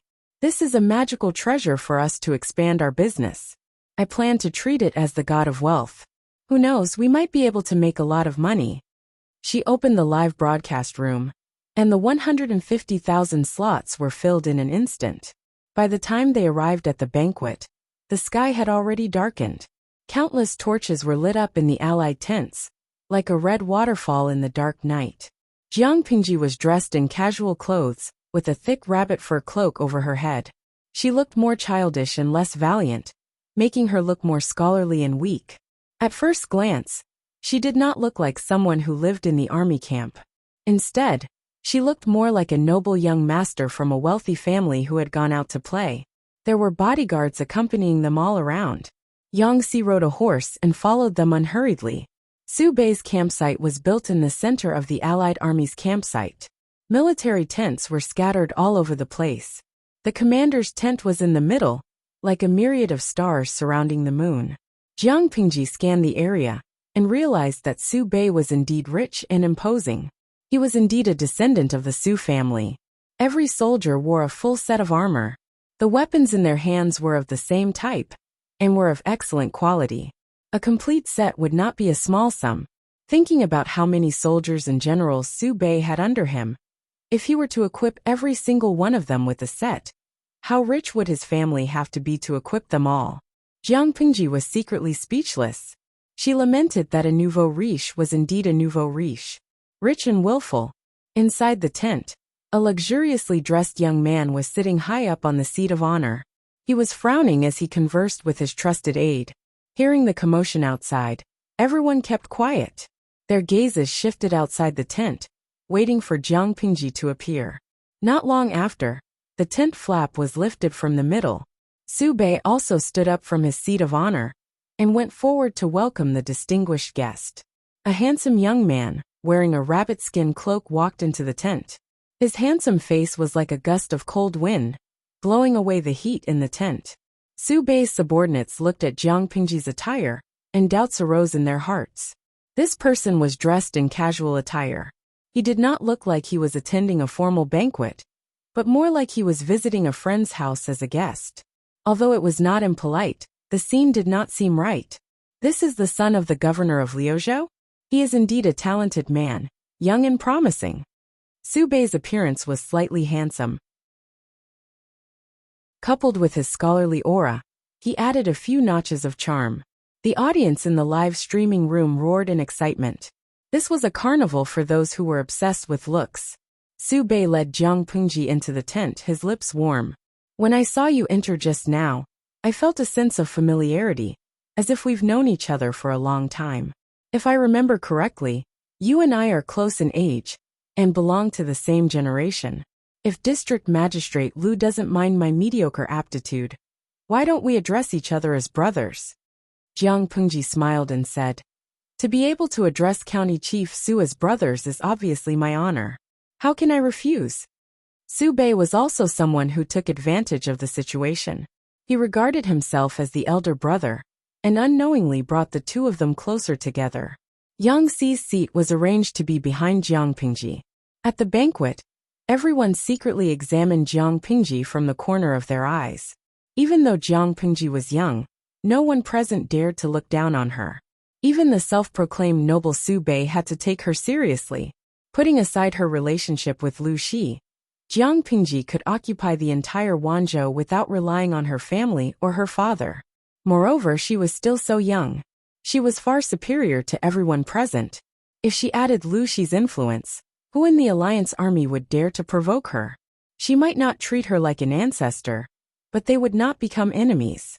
If it weren't for the fact that Lu Shi and Jiang Pengji had brought too few troops, even if the Su brothers had the intention to take the position of Alliance leader, they would be powerless. The most important guests had already taken their seats. Su Bei ordered people to serve food and wine. He turned his head and asked Jiang Pengji, worthy younger brother, do you like singing and dancing? She was about to reject him when the bullet screens in the streaming room changed. I like it. I like it very much. Let go of those singers and dancers, let me do it. Jiang Pengji swallowed the words that were on the tip of her tongue. With a normal expression she said, it's all right. When this answer fell into Su Bei's ears, it became reserved. After it was, I like it very much. He revealed a meaningful smile and raised his eyebrows slightly. He said, I understand. Which hero doesn't love beautiful women? Yang Xi, who was in the background, looked down at the ground. Chapter 701. His lord was a woman. Why would she like a group of beautiful women singing and dancing? The table in front of her was filled with delicious food and wine. There were also some delicious dried fruits that were hard to find in the north. Jiang Pengji was gnawing on the dried fruits like a squirrel. Her sharp ears heard the footsteps of more than 20 women outside the tent. The tent curtain opened. Dancers in red, accompanied by the fragrance of orchids, filed in, brightening the entire tent. Spices were added to the lamp oil. When it was burned, the bronze lamp would emit a strange fragrance. In this fragrant atmosphere, the graceful figure of the dancer in red, who was dressed in thin clothes, stepped on the elegant and mellow music of the Chinese traditional music instruments, and danced with the accompaniment of her companions. The audience in the live stream was even more excited, as if they were a gathering of hungry wolves. The contents of the bullet screen had changed into a different style, and the gifts were pouring in like water, full of enthusiasm. Hamu the great emperor. Didn't they say that the ancients were ugly? This is a slap in the face. I thought that the modern aesthetic standards were very high. Now that I'm watching the streaming room, I know that classical beauties are classical beauties. Internet celebrities can't compare to them. They are very recognizable. Chen Ajiao. You shameless people who are obsessed with looks. Shouldn't the focus be on the music and classical dance? Jiang Pengji was the son of an aristocratic family, but the audience in the streaming room knew that she didn't like luxury. She preferred pragmatism. This also led to the streaming room being serialized for many years. The audience had only seen a few banquets, but the quality of each one was extremely high. According to the audience, many people regarded the recorded videos of those banquets as the standard. They restored the ensemble music 100%. There was even a nouveau riche who paid for an ancient music festival. It had been held 4 times so far. Driven by the popularity of the streaming room, there was a retro trend in China in recent years. Young people also began to pay attention to ancient culture. Jiang Pengji knew the importance of civilization to the inheritance of a race. As long as the influence was positive, she would be happy for them. Some people had high awareness, but more people were ordinary people who were obsessed with looks. Looking at beautiful people was the top priority. They could see that these dancers were carefully trained. They should be private song and dance troupes in the backyard of high officials and nobles. Every dancer's appearance was of a very high standard. Each of them had elegant facial features, slender figures, creamy skin, and waists like spring willows. Even if she wasn't an outstanding beauty, she was still a rare beauty. All the beauties in red were dancing in the tent. Their watery eyes were dazzling and captivating, making one's heart itch. Jiang Pingji held a wine bottle in one hand and supported the table with the other. She rested her chin on her hand. She squinted her eyes and looked at the dancers as if she was fascinated. If one were to look closely, it would not be difficult to notice that her gaze was already fixed on the leading dancer. Her gaze was burning like fire, and under her calm appearance, there was a blazing heat, as if she wanted to burn through the dancer's dancing clothes and use her eyes to inspect her naked body. Su Bei noticed Jiang Pingji's expression and snickered in his heart. Youths were youths after all. How could they resist the seduction of beauty? He had thought that the other party was a young man who cultivated in seclusion and had excellent self-control. Now that he saw it, it was obvious that he was a hypocrite. Yang Si, who was sitting in the row behind Jiang Pingji, watched her back view and tilted her head. He secretly broke into a cold sweat. My lord, no matter how much you like young ladies, you don't have the tools to commit the crime. Do you still remember your true gender? These dances are very unique. Jiang Pingji snapped out of her trance and smiled at Su Bei. The dance is beautiful, but the dancers are even more beautiful. Indeed, she was passionate. They are just dancers kept at home. If you like them, you can pick any one of them and take it as a gift from me. Between the aristocratic families, not to mention giving away singers and dancers to be kept in the backyard, even exchanging concubines was a matter of elegance. Jiang Pingji's expression changed slightly. She was a little tempted, but she still restrained herself. How can I accept this? Looking at their appearances, it seems that they have spent a lot of effort to train them. They are so expensive, I can't accept them. Su Bei said to the leading dancer. You don't know how to read the situation. Go and pour some wine for District Magistrate Liu. The dancer bowed gracefully and stretched out her delicate and boneless hands to pour a cup of wine for Jiang Pingji. The distance between them was not far. Jiang Pingji could smell the fragrance on her body and casually asked a question. What kind of fragrance did you use? It smells so good. The dancer blushed and said shyly, I have never used fragrance. This is a natural body fragrance. Yang Si's expression became even more rigid. He was wrong. He should not have followed her. It was more suitable for the prodigal son, Feng Zhen, to come to such an occasion. He was best at dealing with these women. A natural body fragrance? Jiang Pingji moved closer and sniffed. What entered her eyes was the dancer's slender, fair neck and delicate collarbone. Her expression was slightly intoxicated. Even her usually clear voice was slightly hoarse, making one's ears go soft. She is indeed a beauty. Even her fragrance is different from others. District Magistrate Liu is too kind. Do you know any other dances? Jiang Pingji asked her. The dancer whispered, yes. Su Bei, the brothel keeper who pulled the strings, clapped his hands. The music that had just ended started again, and the leading dancer returned to the group. Jiang Pingji said, this dance and music is very novel. It feels very different from the northern dances. Su Bei smiled and said, the northern dances are rough and bold, while the southern dances are gentle and meticulous. The style of the two is naturally different. Brother Su is quite knowledgeable about this. I often hear how talented you are. Rumor has it that you are the reincarnation of the once you star. Unlike me, I have never liked to study since I was young. I don't know anything about the four arts. Even my father often reprimands me, saying that I am a blockhead. Out of my 7 orifices, I know nothing at all. I thought that if I had your level of attainment, my father wouldn't have to sigh and reprimand me so often. Jiang Pingji had a dejected look, like a frustrated youth. How could Su Bei believe that? However, he was also a shrewd person. Naturally, he would not expose Jiang Pingji's humble words. Under Jiang Pingji's intentional guidance, the topic of their conversation slowly shifted to the field of art. Su Bei did not disappoint Jiang Pingji's praise. He looked young, but his attainment in the 4 arts was not shallow. The audience sighed with emotion. If Su Bei had been born in their era, he would have been an all-round artist. Once he was reported, he would have swept the entire country. He was good-looking and proficient in the 4 arts of a gentleman. With such a persona, Tom Su, he would definitely be chased after by countless fangirls. It would be impossible for him not to become popular. It was a pity that Su Bei was born in the wrong era. He was born in a clan like the Su family. Those skills could only become playthings in his spare time. As they were happily chatting, Su Bei's gaze fell on the painting scroll in Yang Xi's hand.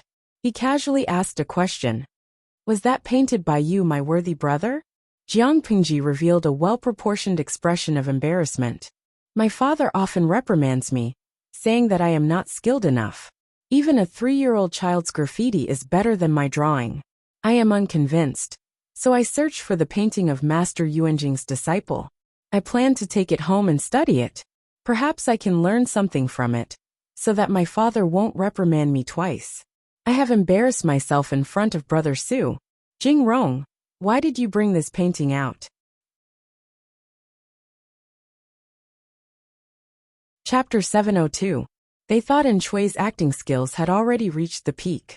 Now that they saw it, it was clear that the streamer's acting skills were even more exquisite. The Oscars owed her dozens of awards.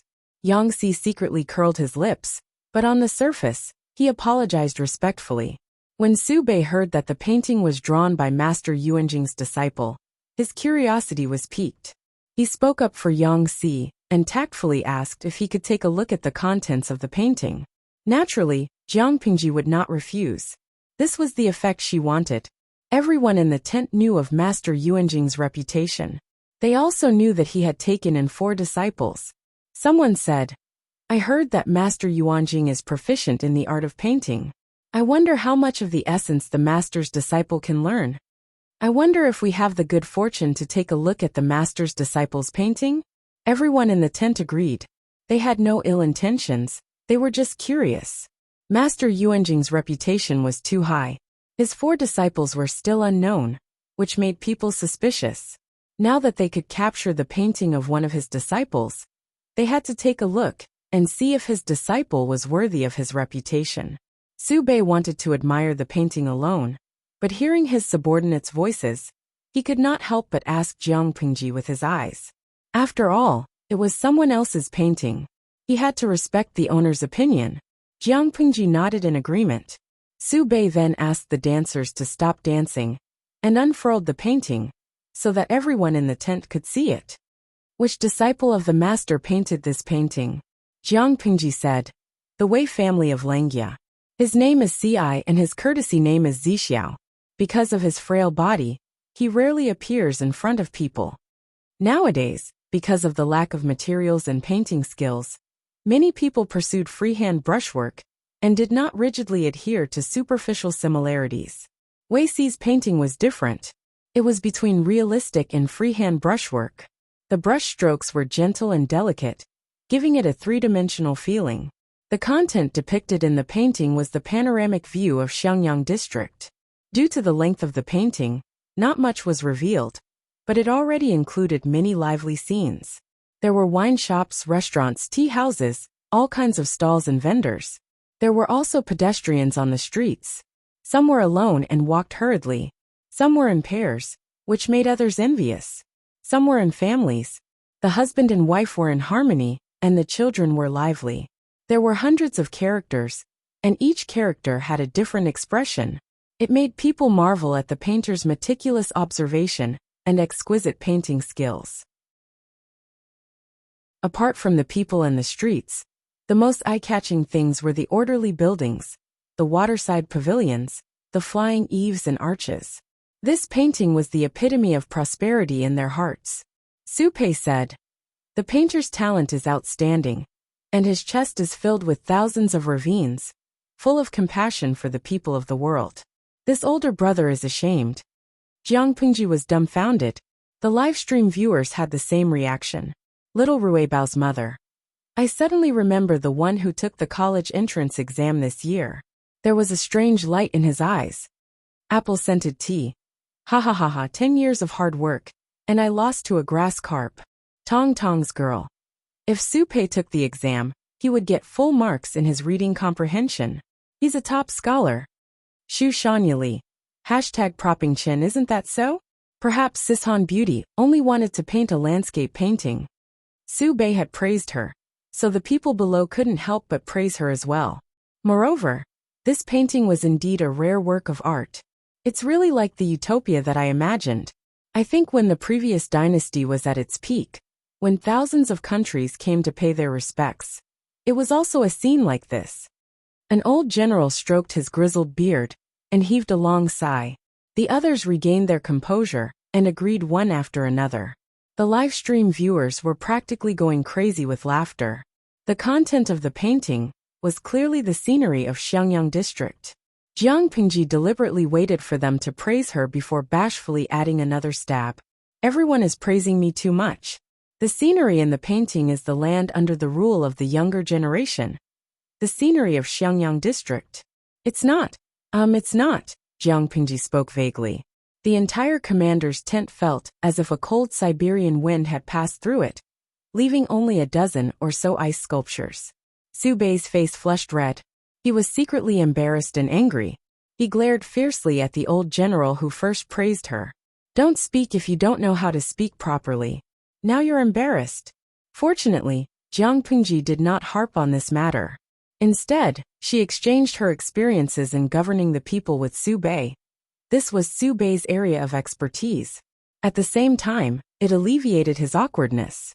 Due to his chaotic state of mind and the previous awkwardness, Jiang Pingji held the initiative in this conversation.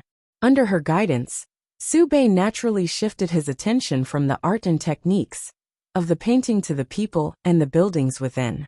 Speaking of the buildings, he realized that the streets, houses, and courtyard walls in the painting were somewhat strange. Jiang Pingji casually mentioned this and took the opportunity to introduce the green brick. The livestream viewers gave her countless thumbs up for her sales promotion. The streamer's tricks were not only complicated, but also frighteningly profound. If they met a salesperson like the streamer, not only would they not buy anything, they would probably even hand over their crotch. Throughout the conversation, it seemed as if Su Bei was the one asking questions and Jiang Pingji was the one answering passively. In reality, the rhythm was still in her hands. I wonder how much this green brick costs to build. After laying the groundwork, Su Bei finally asked this question. County was located in the south. It was warm and rainy throughout the year. Nowadays, most of the buildings were made of wood and stone. When it rained too much, it would easily become damp and mold would form. The ground would also be muddy and slippery. Su Bei was also a shrewd person. Naturally, he was unwilling to suffer a loss. He wanted something good and wanted to pay the least price. He wanted to test Jiang Pingji and find out her background. It's not expensive to build. With suitable quality soil, it can be baked into green bricks. Jiang Pingji spoke casually, as if she did not know Su Bei's motive. She was like the foolish son of a landlord. Su Bei's brows furrowed deeply. He asked, using soil to bake it? Is it like baking clay porcelain? The principle is the same, but the temperature of the fire is different. The construction of the brick kiln is also very particular. Su Bei's heart itched. He probed. Brother, do you sell this item here? Jiang Pingji laughed and said straightforwardly, even if I am willing to sell it, Brother Su won't be able to afford it. Su Bei was puzzled. But just now, you mentioned that fake green bricks are cheap. Why are you saying that you can't afford it now? Jiang Pingji smiled as she explained to him. Green bricks aren't worth much. But how far is the distance between Xiangyang district and Brother Su's county? Green bricks are very cheap, but their weight is heavy. If a large quantity of green bricks were to be transported from Xiangyang district to county, who knows how much money and manpower would be expended? If that's the case, then this green brick isn't made of mud. It's more like it's made of silver. I admire Brother Su's talent. How would I dare to deceive you? Su Bei was startled. He had forgotten to consider the cost of transportation. His expression was one of shame. Jiang Pingji was still nagging. If we want to bake green bricks, it's best to build a brick kiln in an area with suitable soil. Su Bei's heart was moved. He had already set his heart on the green bricks. He was an ambitious person. Naturally, he was unwilling to be inferior to others. Chapter 703. If he could make Zhe Prefecture look like the scene in the painting, with clean streets, clean clothes for the people, healthy complexions, and a flourishing state, then his cousin Su Fei would no longer be able to contend against him. Even if his grandfather favored his cousin more, the Su family would still be in the bag for Su Bei. After all, as the head of the family, his grandfather could not go against the opinions of the elders. However, how could he obtain the method to produce the flashing bricks? Su Bei was calculating in his mind. The banquet was nearing its end. Jiang Pingji had also gotten to know the people in Su Bei's tent.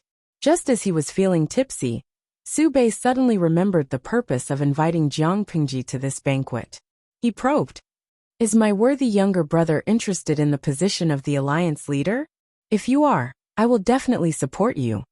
Jiang Pingji shook her head. Her eyes were no longer clear, and she was hazy from drunkenness. "To tell you the truth, I have sent troops to suppress the rebels several times. My purse is already empty, and I cannot spend it. My subordinates and troops are exhausted and have almost lost their vitality. In order to give the people time to recuperate, and in order not to bear the bad reputation of being a warmonger, I plan to rest for a year or two first. Now in the alliance meeting, to put it bluntly, I'm just here to join in the fun, to avoid being criticized." Su Bei glanced at Jiang Pingji and saw that her cheeks were flushed red. She was so drunk that her eyes were glazed over. As she spoke, the strategist behind her paled. He wanted to stop her, but did not dare to. Was she drunk? Su Bei smiled. If she was not completely drunk, why would she reveal such important information? Yang Si, who was cooperating with Jiang Pingji's act, secretly pouted. He stood up and bowed, assisting her. "My lord is drunk and delirious. If her words and actions are inappropriate, I ask for County Chief Su's understanding." Su Bei graciously agreed. Yang Si then wanted to help his lord back. Unexpectedly, Su Bei stopped him. Yang Si's expression immediately darkened. It was a rare opportunity. How could Su Bei let her go? Su Bei was good at getting information out of people, but how could Jiang Pingji, who had better acting skills, fall for it? She only said what she was willing to say. She would not discuss anything else. Even so, the combination of truth and falsehood made Su Bei's heart blossom with joy. Under his persuasion, Jiang Pingji agreed to sell him the method of making the flashing bricks. However, to prevent the relationship between the two forces from becoming stiff, he knew when to stop. He did not take advantage of the fact that Jiang Pingji was drunk to lower the price. In the end, he even gave Jiang Pingji the leading dancer. He planned to use the beauty to appease his younger brother, so that he would not regret his decision after he woke up. It's deep in the night now, and the wind and snow outside are too strong. Why don't you stay in the camp and leave tomorrow, after you've sobered up? What else could Yang Si say? He could only agree sullenly. The delicate and frail dancer in red, and Yang Si supported Jiang Pingji on her left and right, sending her to another tent. The accommodation that Su Bei had arranged for Yang Si was nearby. The two tents were not far apart. The red-clothed dancer lowered her head slightly, revealing her slender white neck. Her eyebrows were lowered. "Sir, please allow me to serve Langjun." Under the light of the lamp, the face of the beauty in red was even more charming. Even a single dog like Yang Si was stunned for a moment. If the lord's gender was normal, Yang Si would have tactfully left, but he stood rooted to the ground, unmoving. The red-clothed dancer timidly stared at the tips of their feet. The two of them were in a subtle confrontation. At that moment, Yang Si looked at Jiang Pingji from the corner of his eye. His lord was lying limply on the bed. Her eyes were tightly shut. She waved a finger by her side, indicating for him to get lost. Yang Si was speechless. He should have let the prodigal son Feng Zhen come on such an occasion. He was not going to fool around anymore. Yang Si resisted the urge to ridicule her. He coughed twice and said to the dancer, "Serve the lord well." He was puzzled. Could it be that his lord wanted to use this opportunity to reveal her identity? Or was it that his lord, as a woman, did not like men and preferred feminine styles? It was terrifying to think about it. He got lost nimbly. The red-clothed dancer sent him out of the tent, then carried the lamp back to the inner room behind the screen. "Langjun," the red-clothed dancer called out softly. Jiang Pingji did not move. The audience in the streaming room cheered. Was there going to be an erotic battle between the two of them? Shin Bulai Wazi. I can't take it anymore. Is the streamer going to give us a bonus? Goddess Zaiwo Shixia. No way, a lesbian? That's disgusting. I'd rather watch a gay man. Hacker Mosquito Xiang. To the one above, you're even more disgusting. To put it bluntly, a lesbian can't be seen if you dry it. A gay man needs to wipe his shit. Who's more disgusting than the other? Emotions are fair. It has nothing to do with gender. This is the streamer's streaming room. We don't welcome uncultured trash like you. Lao Ciji Lianmeng. To the one above, please calm down. Don't start a fight. The streamer has always valued her privacy. When did she not dress neatly before she started streaming? Do you think she'll stream so that you can watch her fight with a transvestite? You're thinking too much. Based on my many years of following the streaming room, the streamer must be preparing for some big move. Or there's something wrong with this red-clothed dancer. Old viewers were old viewers after all. As rational fans of the streaming room, they naturally would not be led astray so easily. Lang Jun. As she spoke, the red-clothed dancer took a step closer. She raised her hand and pushed Jiang Pingji. You're really drunk. Her tone suddenly turned cold. Her originally coquettish, smoky makeup took on a sinister look. At this moment, the audience expressed their shock with exclamation marks. Damn it. There's something wrong with the dancer. Goikai Guofengxio, damn it. This vicious beauty has drawn her sword. Streamer, be careful. Don't pretend to be asleep. The snow-white dagger was unsheathed. With lightning speed, it stabbed toward Jiang Pingji's neck. The dagger slashed across. The snow-white light was like a waterfall. It was dazzling and blinding. The audience in the streaming room was so shocked that they covered their eyes, not daring to look directly at it. The red-clothed dancer could even foresee the scene of Jiang Pingji's neck spurting blood in the next second. However, the scene she expected did not happen. The speed of her attack was so fast that she only managed to stab the pillow on the bed. Her target had already quickly rolled away. Because of her strength, the dagger was deeply embedded in the wooden planks under the heavy mattress. In the instant that the red-clothed dancer was stunned, Jiang Pingji had already kicked her left chest. She did not succeed in dodging. Her soft chest was hit by a huge force.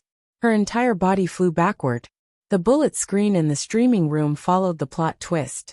The entire screen was filled with 666 and shocked exclamation marks. Of course, there were also some sporadic bullet screens. Hacker Mosquito Xiangpian. Oh my god. At that moment I felt pain in my chest. Lan Ci. To give a visual description, before the kick, it was protruding. After the kick it was concave. Mo Qianzue. To the person above. Are you trying to make me laugh to death so that you can inherit my flower money? Gio Mo Miaoran. What the hell is concave and protruding? The streaming room is indeed full of talents.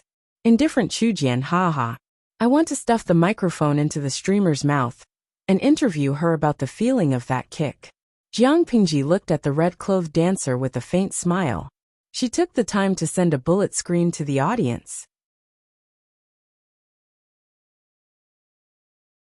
Chapter 704.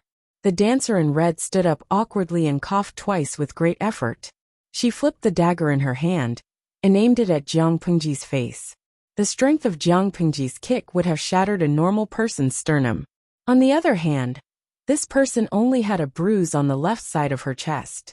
There was a trace of blood at the corner of her mouth, and her breathing was slightly ragged. Looking at her attack, she didn't seem to be weakened at all. Instead, she was getting more and more courageous. Jiang Pingji was amused to see her like this. Her entire body was full of flaws. How could such a weak person want to assassinate her? Who gave her the courage? Jiang Pingji's eyes turned cold. She slashed the person's wrist with lightning speed and snatched her dagger. The dancer in red did not want to show weakness. Her other hand formed a claw and reached for Jiang Pingji's throat. Jiang Pingji frowned and dodged, but her clothes were too late. Her wide sleeves were torn into shreds. At that moment, the audience in the streaming room realized that the dancer in red's fingernails had strangely elongated. They were 3 inches long, silvery white, and extremely sharp. It was no wonder that Jiang Pingji's sleeves had been torn apart by her. If she had grabbed her neck or scratched her face, the audience trembled. They were afraid for Jiang Pingji. Pia Piao Yang. My God, isn't this the ancient world? Why are there elements of wuxia and fantasy? Huang Xiaotian a few words. Did she practice the 9 white bone claw? Will she break the top of her skull with one claw? Streamer, be careful. The audience was nervous and worried. As the person involved, Jiang Pingji was calm. She looked at the fingernails and mocked them in her heart. These fingernails were indeed quite strange. The dancer in red was not willing to give up. She attacked again after one attack failed. Her red dancing dress fluttered with her movements. It made people sigh with emotion. Even though they knew that her moves were fatal, they were still mesmerized. Was this a martial art or a dance? Jiang Pingji expressed that it was neither a dance nor a martial art. It was just trash. The dancer in red attacked faster and faster, but Jiang Pingji could always easily dodge them. The longer they fought, the more frustrated and anxious she became.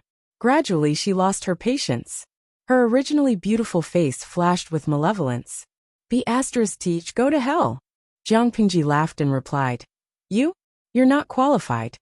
The inner room was a mess. The commotion had already spread outside, but no one paid it any mind. They thought that the people inside were engaged in a fierce battle.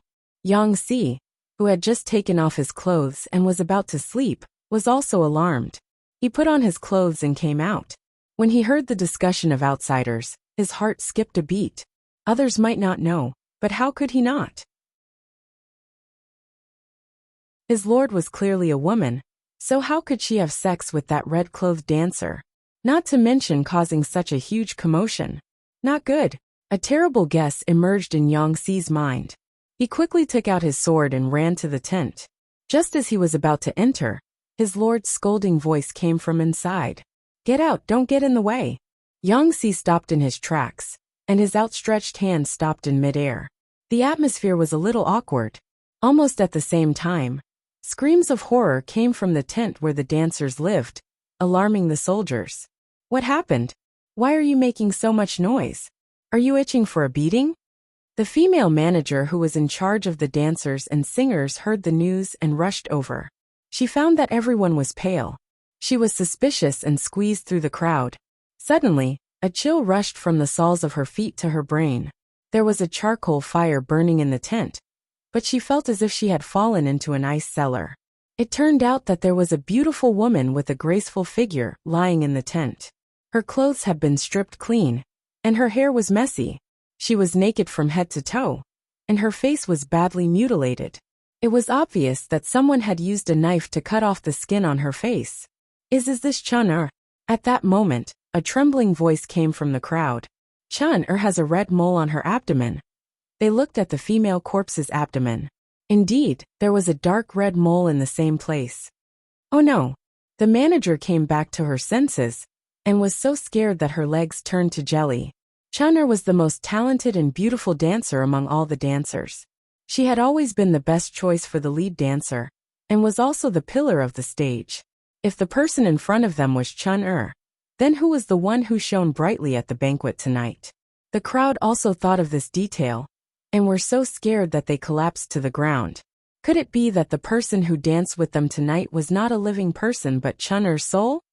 Idiot! Someone has taken over Chun-Er's identity. The manager scolded and scrambled towards the main tent, hoping that she could make it in time. My lord, your servant has something important to report to you. Something big has happened. Even though this was an important military camp, the manager could not care less. If she was late, she would die a terrible death. Who's making a ruckus outside? Inside the tent, Su Bei was in a discussion with a few of his trusted subordinates. After much difficulty, they finally had a clue. The ruckus outside was incessant.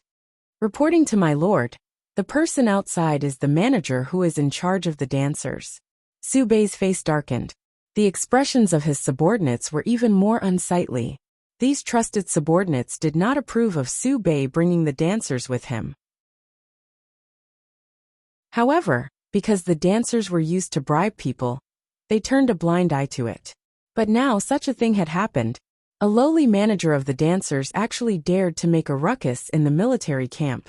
It was as if she had nothing better to do and was tired of living. Su Bei was also afraid of being lectured by his trusted subordinates. He could only summon up his courage and ask, "Bring her in. What's wrong with making such a ruckus?" The manager was escorted in by the soldiers. As soon as she entered the tent, the manager knelt down with a thud. Her pale lips trembled uncontrollably. My Lord Chun'er who led the dance had her face skinned long ago. She's dead. The Chun-er who danced previously was a fake. Upon hearing this, Su Bei's first reaction was that Lu Shi was so ruthless and cruel. Not only did he kill people, he even skinned their faces. Thinking about it, he felt as if he had fallen into an ice house. The other trusted subordinates were also scared out of their wits. Lu Shi was in danger. My lord, quickly go and save him. The strategist's heart was strong. He steadied his mind and reacted accordingly. Su Bei could not care about anything else. He immediately brought his sword and went to Jiang Pingji's tent. In the short span of a few breaths, the two of them had exchanged more than 100 blows. Jiang Pingji took her time to probe the other party and confirmed her suspicions. The information had been successfully gathered. There was no need to keep this person alive. She rolled away to avoid the wind from the other party's palm strike. With one hand, she picked up the dagger that had fallen to the ground. The situation was suddenly reversed. I admit that your martial arts skills are not bad. However, external things are still external. If you don't train diligently and have not a shred of actual combat experience, even if you have exceptional martial arts skills, you are still trash. You want to assassinate me? Train for another 100 years. Jiang Pingji's left hand formed a knife and stabbed straight at the other party's throat. Her speed was so fast that even her afterimage could not be seen. The dancer dressed in red only felt her vision blur. The sound of bones cracking could be heard from her throat. The dagger that was supposed to stab Jiang Pingji had now pierced into her heart from behind. You have the system by your side. You won't die. You're welcome to deliver your head again next time. Before she lost consciousness, she heard Jiang Pingji murmur in her ear.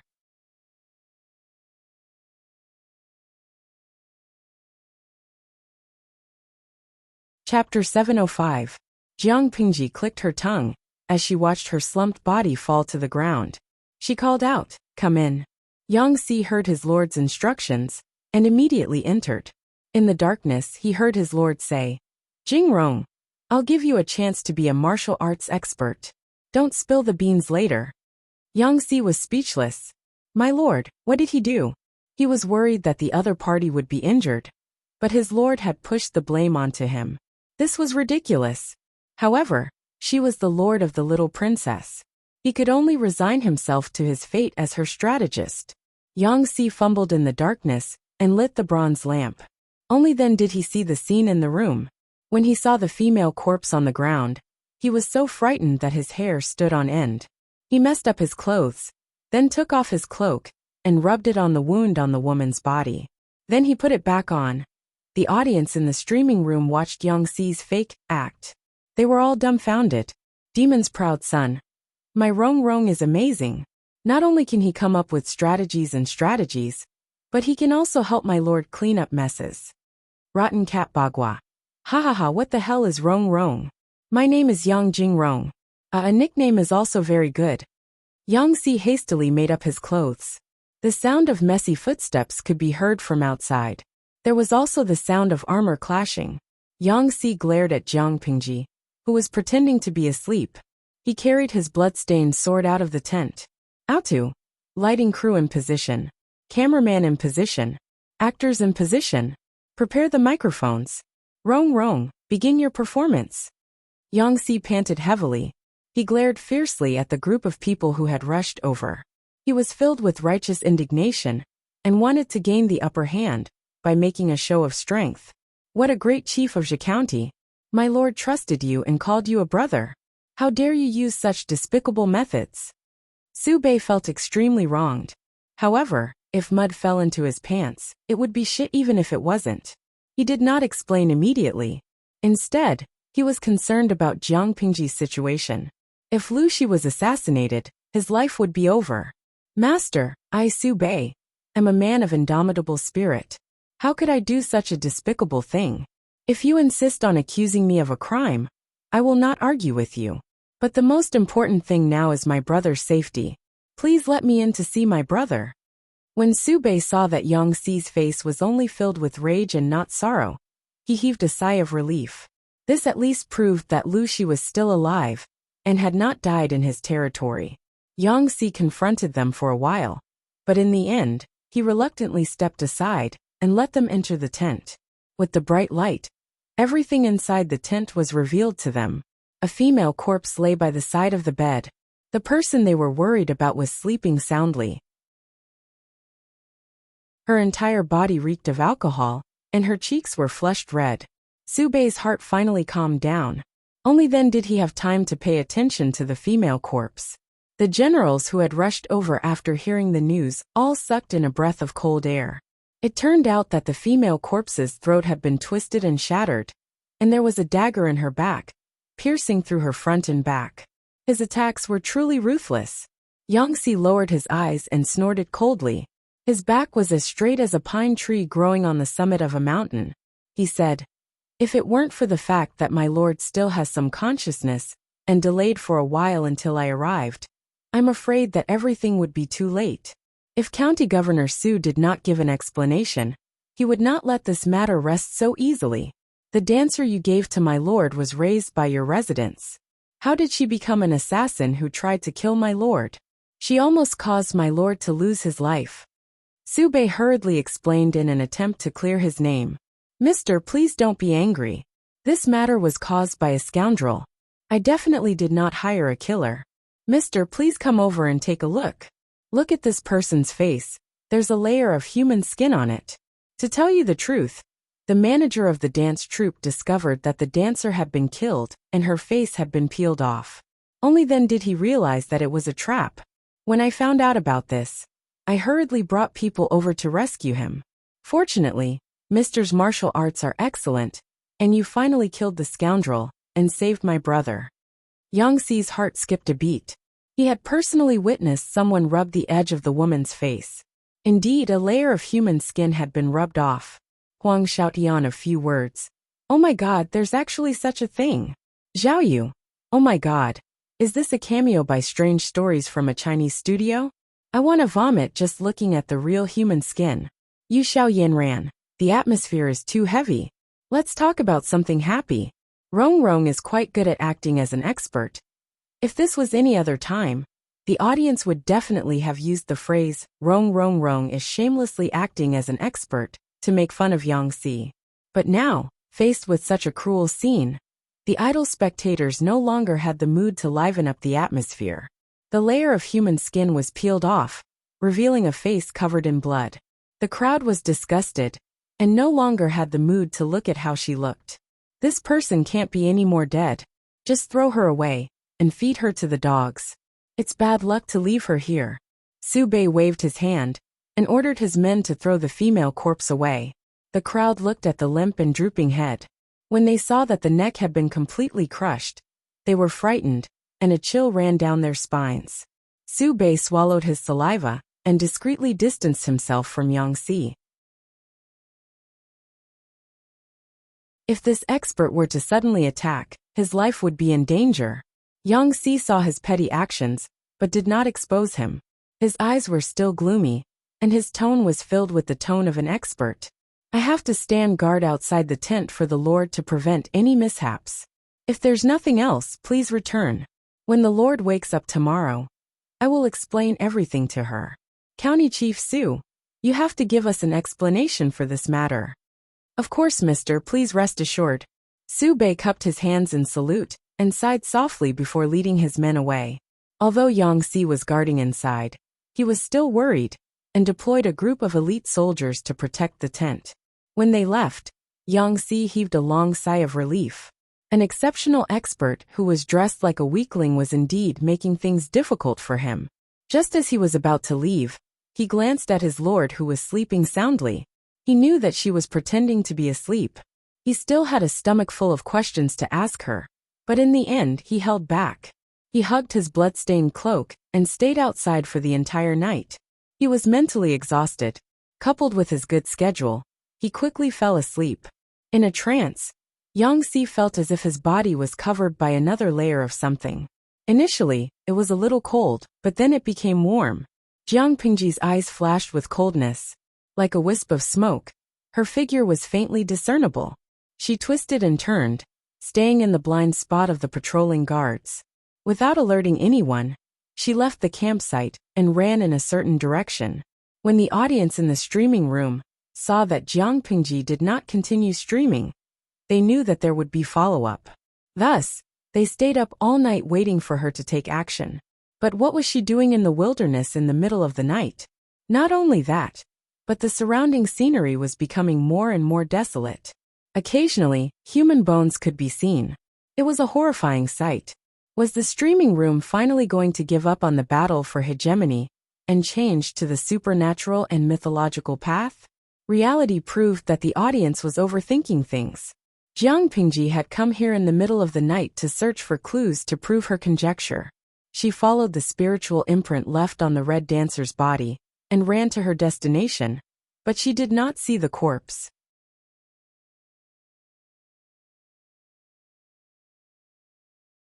Chapter 706. Looking at the blood stains on the ground, Jiang Pingji smiled. Under the cold moonlight, the smile was particularly horrifying. The audience in the streaming room shuddered. The streamer's style was not right. Ijia Weiming. Streamer, what are you doing now? It's so horrifying. I wanted to sleep, but now I can't. Luoxia. It's really horrifying. Streamer, don't tell me you're here to check on the corpse of the painted skin? Luoxinyama. Wow, are there really demons and ghosts in this world? Jiang Pingji sent a bullet screen to stop these people from continuing to make up stories and scare themselves. Streamer V. I'm here to look for the corpse. As I expected, it has disappeared. Or rather, the person has been resurrected and left. Don't think it's strange. I can stream for all of you here. Why can't the time traveler have a powerful cheat? However, that person's rank is not high. She failed to assassinate me, and even suffered a loss at my hands. Jiang Pingji could have killed the red dancer in one move, but she did not do so. Instead, she stalled for time to test the waters. Apart from this, she played an evil trick and did something else. She infused her mental strength into the other party's body and imprisoned the system that was lurking in the woman's body. If she killed the red dancer, the system would give up on the time traveler and return to its original body. This would cause trouble for Jiang Pingji. After all, it was not time to close the net. She did not want to go against the main system.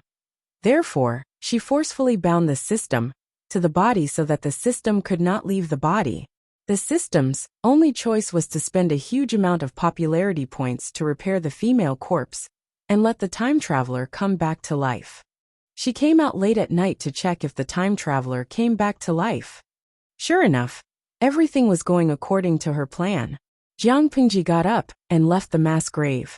On the way back, she mercilessly mocked the system that was imprisoned in her mind. That's your brother. You're so stupid.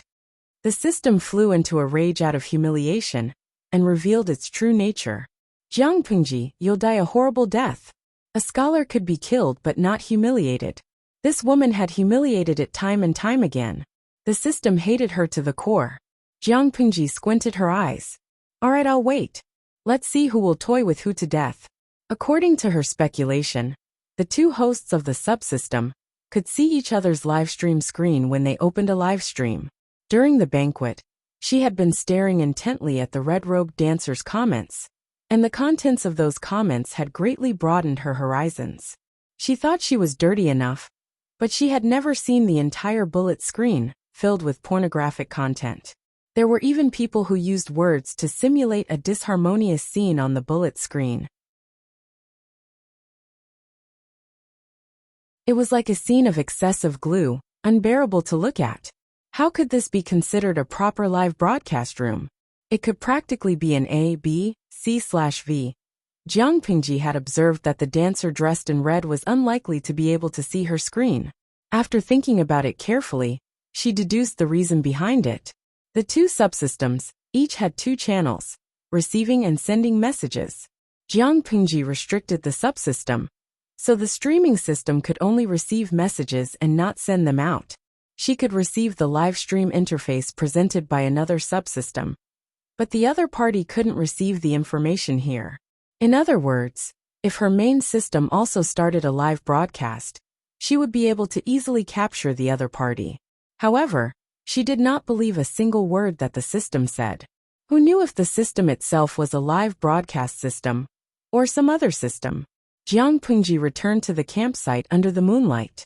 At that moment, the sky had already begun to brighten, and there were streaks of white light. As for where the red-robed dancer had gone, reality proved that Jiang Pingji's guess was correct. She had been resurrected. Rewinding time back a few hours, the red-robed dancer's neck had been crushed by Jiang Pingji, and her heart had been pierced by a dagger. She could not be more dead than she was. She was in a daze, and she felt her body being pulled into the portable space of the system by a huge force. Her soul appeared in the brightly lit living room of the villa. The lingering fear of death terrified her. She hugged her legs and curled up on the sofa of the villa, wailing loudly.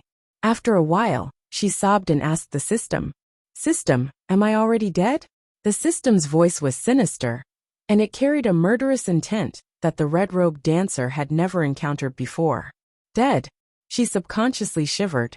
Can I still be resurrected? I still have points of popularity. I don't want to die. 1 billion. The system spat out two words coldly. The red-robed dancer's expression froze. It was just restoring her physical body and resurrecting her. Yet it required 1 billion points of popularity. Why is it so expensive? She felt a little more confident. 1 billion. How can I earn that much? The system's voice was full of anger. It's always been this price. It's fine if you don't want to resurrect. No one is forcing you. One could tell that the system was in a very bad mood just by listening to its voice, but the red-robed dancer did not know what was going on. She felt wronged. Of course, she did not know what was going on. After discovering Jiang Pingji's strength, the system wanted to get rid of its current host and run for its life. How could it have known that the woman would be so treacherous? She actually used underhanded methods to bind it to the stupid woman in front of it. From now on, unless Jiang Pingji's spirit died or she released the host, the system would be bound to this body. It would not be able to temporarily leave the host and send messages to the main system. Even if it wanted to escape, it would not be able to. What the F***ck? It was not difficult for it to imagine how the other system was treated. The red-robed dancer wanted to be stubborn for a while longer, but she did not want to be trapped in the system space for the rest of her life. It was too lonely, and she could not bear it. Therefore, it was better for her to give in first. 1 billion. But I don't have that many points right now. In order to rush here from Zhongzhou as soon as possible, I spent all my popularity points to exchange for the deity's 1,000 miles talisman. You know best how many points I have in my account. The red-robed dancer still wanted to act pitiful and quibble a little. The system was rather easy to talk to. It gave the red-robed dancer two choices. Pay in installments or overdraft. Choose one. I'm reminding you to make your choice as soon as possible. Otherwise, if your corpse is completely destroyed, you won't be able to resurrect. The system was not a good person. Whether it was installments or overdraft, the red-robed dancer would have to bear a large portion of the interest. Faced with such a tyrannical condition, she refused in her heart, but she had no choice but to grit her teeth and agree. The system laughed mockingly. Who asked you to be so stupid? I originally wanted you to use the level 9 loyalty talisman, but you were too greedy and wanted to assassinate. The red-robed dancer was already feeling very aggrieved, and now she was being mocked by the system. She was so angry that her internal organs were about to move. She had snuck into the dance troupe to use the level 9 loyalty talisman on Jiang Pingji, but she had not expected Jiang Pingji to be so drunk.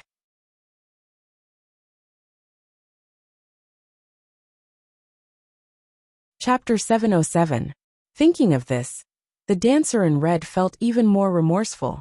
Fortunately, she still had the level 9 loyalty talisman. She still had a chance to turn the tables. Once she used the level 9 loyalty talisman to control Jiang Pingji, she would definitely return the favor and make that slut's life a living hell. The dancer in red chose to split the time. One person and one system came to an agreement. She was resurrected. Her broken neck and pierced heart were now intact. She opened her eyes and found herself lying in a mass grave. Her surroundings were covered in pure white snow. Skeletons could still be seen sticking out of the ground. She was so frightened that she almost crawled away from her original spot. Her body was still cold, and it was inconvenient for her to move. She could only lie low and wait for another opportunity. The sky broke, and Yangtze woke up on time due to his biological clock. He rubbed his eyes and realized that he was wrapped in warm bedding. Not far away, there were 2 extinguished charcoal braziers. My lord. Yangtze shook his head and recalled the events of the previous night. He called out to her, but Jiang Pingji's voice came from outside the tent. You're awake. Jiang Pingji had already changed into a clean set of clothes. She looked at Yangtze with a faint smile. Greetings, my lord. Yangtze felt his old arms and legs ache. Of course, no one would dare to curl up and sleep the entire night. Their limbs would protest. Go and wash up first. We'll settle the score with Su Bei and ask for some compensation. Although Su Bei was innocent, Jiang Pingji was obviously trying to blackmail him. It was not her style not to take advantage of him. Yangtze nodded and said with a gloomy expression, Indeed, we have to settle the score. If not for my lord's superior martial arts skills, I don't know what would have happened to you last night.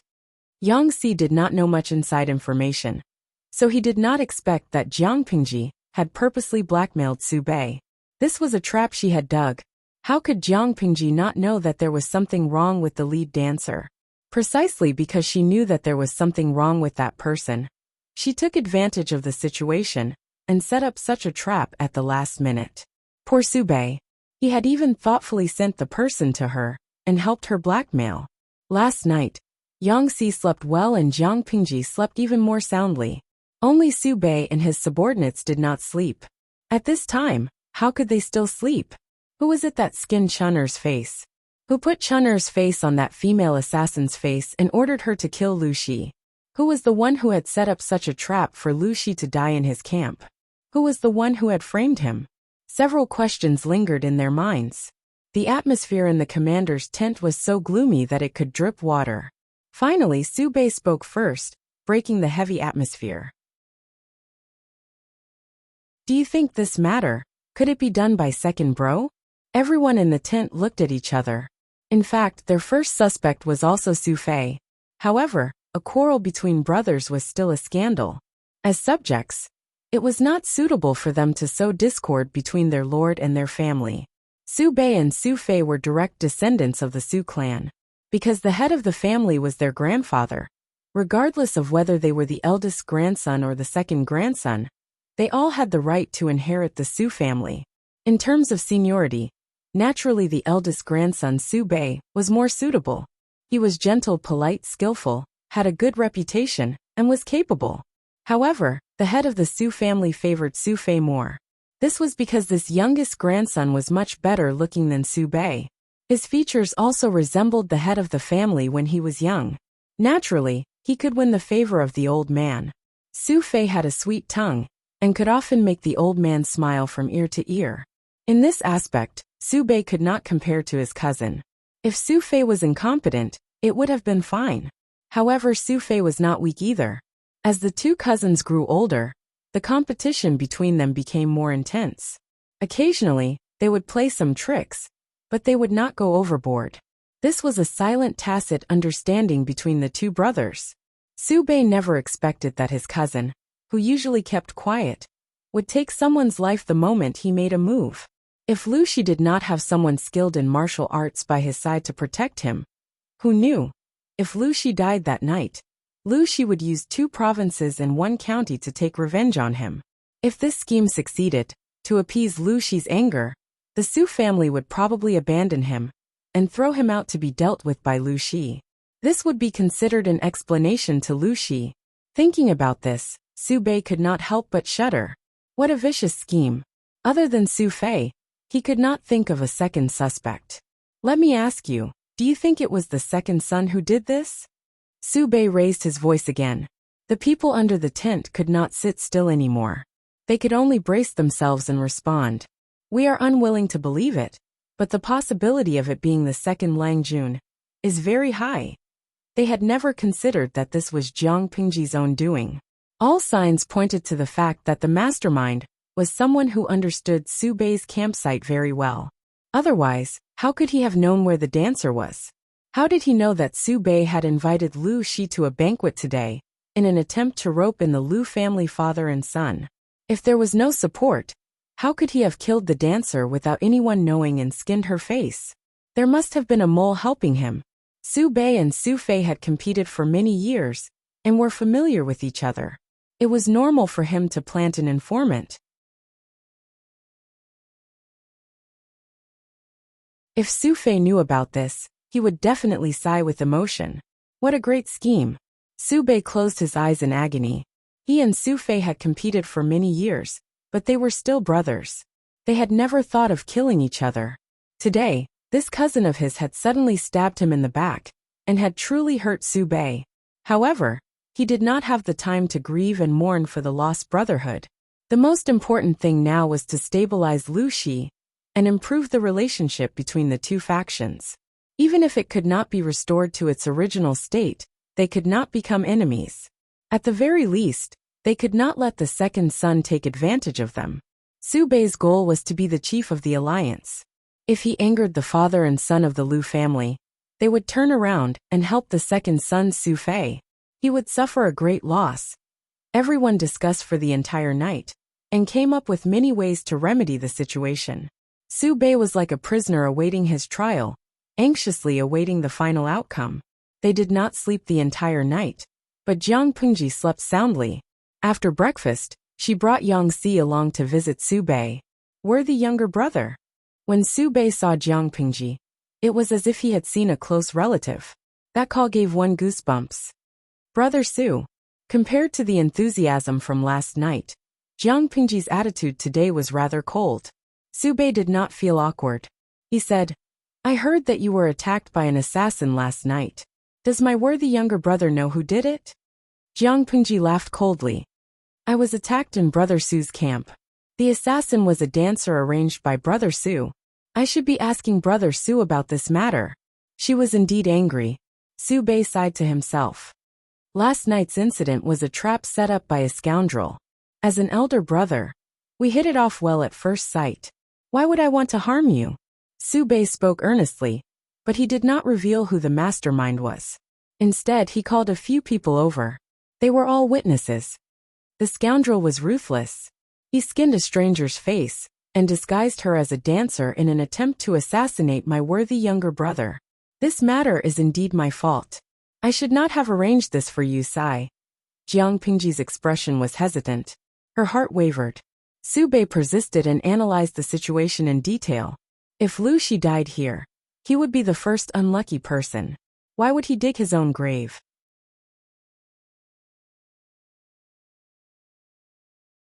Chapter 708. When Su Bei heard this, he was delighted. He knew that there was still a chance to turn the situation around. With an ashamed expression, he said, I am truly incompetent. Not only did I frighten you, but I am also worried about me. Brother Su, don't belittle yourself. If you are so incompetent, wouldn't I be useless? When Jiang Pingji said this, the tense atmosphere in the commander's tent became more cheerful and relaxed. Su Bei immediately led her to her seat. However, can Brother Su tell me who the mastermind is? When Jiang Pingji said this, a cold glint flashed across her eyes. Her tone was icy. Regardless of whether it was directed at me, or if I was implicated, if it wasn't for my good luck last night, I would have been reincarnated by the King of Hell. If I don't vent my anger, others will think that Lu Shi of the Lu family is a soft persimmon that can be pinched, and that I am easy to bully. Su Bei wanted to cover it up. After all, he and Su Fei were family. Internally, they had conflicting interests, but externally, they were united. As a descendant of the Su family, they were bound together for good or ill. Su Fei could do anything to bring him down, but Su Bei could not do so. at least not now. However, in the face of Jiang Pengji's repeated probing and questioning, Su Bei could only divulge a few words, so as not to destroy their recently improved relationship. Actually, regarding the villain behind this, I have yet to confirm it. I only have a suspect. Su Bei's expression was ugly. He deliberated and said, I am ashamed to say this, but this person is my cousin. Currently, there is no solid evidence, so I cannot convict him. Don't worry, brother. Give me some time, and I will definitely get to the bottom of this matter, and give you an explanation. If Su Fei did it, I will not be biased. Jiang Pengji listened expressionlessly. Brother Su's cousin Su Fei? Isn't that your closest relative? How could it be? Every family has its own difficulties, and everyone has their own difficulties. Su Bei felt slightly embarrassed. Brothers fighting each other was not good news. It was also a manifestation of the family's restlessness and poor upbringing. Su Fei and I have been fighting for many years. It is no secret that we are not on good terms. Our family's misfortune is shameful. Brother, I have made a fool out of myself. Actually, I've known Su Fei for many years, so it's hard for me to draw a conclusion about the truth of this matter. Even though Su Bei had already convicted Su Fei in his heart, he could not say it out loud. He could only obscure the main point. Jiang Pengji nodded obediently and said expectantly, Then I will wait for your news. Seeing that she was so obedient and easy to talk to, Su Bei heaved a long sigh in his heart. He was such a gullible youth, so why was his cousin so not cute? Su Bei then set up a banquet to entertain Jiang Pengji, providing her with delicious food and drinks. Jiang Pengji was almost done eating when she suddenly remembered Yang Xi's instructions. She said, Brother Su, I heard from Jing Rong that I promised Brother Su last night that I would sell you the method to make the blue bricks. When Su Bei heard this, his nerves instantly tensed up. It was as if an ice-cold current had suddenly appeared from the soles of his feet to his brain. If he asked himself honestly, he indeed coveted the method to make the blue bricks. But today was different from yesterday. Bringing it up now was asking for abuse. He still had a huge pile of sh*t to clean up, and he had not completely cleared himself of suspicion. If he suddenly made such a move, what if Lu Shi suspected that he had taken advantage of her when she was in a drunken stupor to trick her into selling the core technique? Wouldn't all his previous efforts go to waste? Su Bei's brain worked quickly, and he secretly gave his confidant a look, intending to ask for help from outside. How could he smooth this matter over? The strategist secretly gestured a few actions to him, and Su Bei understood them. This matter is indeed true. Su Bei glanced at Yang Xi, and saw that he was looking at him with a smile that was not quite a smile, as if giving him a silent warning. His heart thumped, and he knew that he could not fool him. He said, I'm not afraid of being laughed at, brother. Last night, I saw Master Yuanjing's disciples painting, and my heart yearned for the scene in the painting. I also want to govern Jia County, and make it as lively and prosperous as this. Jia County is located in the south, where it is warm and rainy, and objects tend to rot and mold easily. If we have green bricks as building materials, I feel that the situation will improve significantly. Last night, I didn't know that brother was drunk, and I asked a few questions. Now that I think about it, it's still not appropriate. Brother, you don't have to take it to heart. Jiang Pengji shook her head disapprovingly, her voice resolute and decisive. A gentleman's word is as good as the whip of a fast horse. How can I take back what I've said, regardless of whether I was drunk and unconscious last night, or if I said the wrong thing? Since I've already promised Brother Su, I can't go back on my word. Moreover, Brother Su's actions are for the sake of the people of Jia County, and not for your own selfish reasons. I've always admired Brother Su's character and talent. If I can help you a little, why would I refuse? Among the people present, apart from a few strong-willed and straightforward generals, who wasn't a highly skilled actor, for Su Bei to be able to maintain such a good reputation, his acting skills and ability to lie through his teeth were also top-notch. The audience in the streaming room and Yang Xi watched coldly as the two top-notch actors competed with each other, playing tricks on each other, and silently watching the show. Su Bei didn't expect Jiang Pingji to make such a promise. He was touched and admired her, but he was even more surprised. This meant that Lu Shi had completely forgiven him. Their relationship hadn't been destroyed by last night's incident. While maintaining their relationship, if he could purchase the method to produce the flashing bricks, that would be the best outcome. Su Bei smiled. Brother, your promise is as weighty as Mount Tai. I'm ashamed of my inferiority. Jiang Pingji was a thick-skinned person. When she was narcissistic, she would be narcissistic. When she should be humble, she would be humble.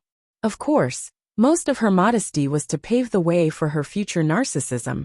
She and Su Bei complimented each other for a while before entering the bargaining stage. Because Su Bei was the one in the wrong, he didn't need Jiang Pingji to deliberately fight for his own benefits. He took the initiative to give in. It wasn't easy to set a price for a technique, but Su Bei was a wealthy man. His strategist wasn't short-sighted, so he set a decent price for the flashing bricks. However, Jiang Pingji was a black-hearted person. How could she be satisfied with such a small profit? She frowned, as if she was hesitating. Su Bei thought she wasn't satisfied with the price, so he asked, Brother, what do you think of the price? Brother Su thinks highly of me. Naturally, I won't be ungrateful. It's just that. Jiang Pingji wanted to say something, but she stopped. She only said half of it and hid half of it. She really had an obsessive-compulsive disorder. Su Bei hurriedly asked. Only then did Jiang Pingji reveal her intentions hesitantly. She wore a penitent expression that said, I'm guilty, I'm too greedy.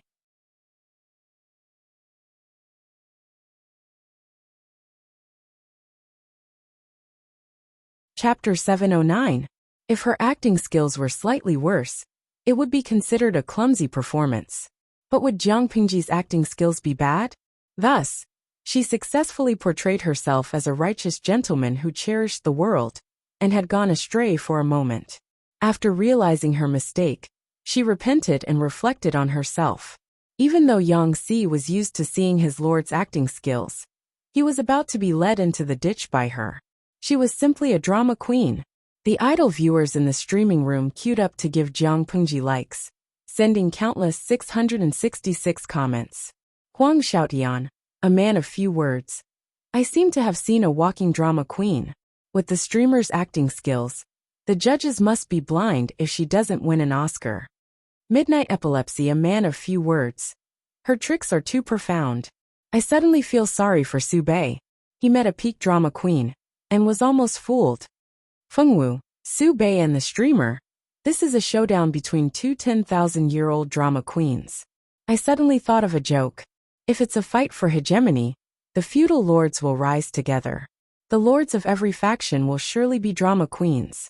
If these drama queens were to gather together and have them act together, whoever has the most profound tricks will survive until the end.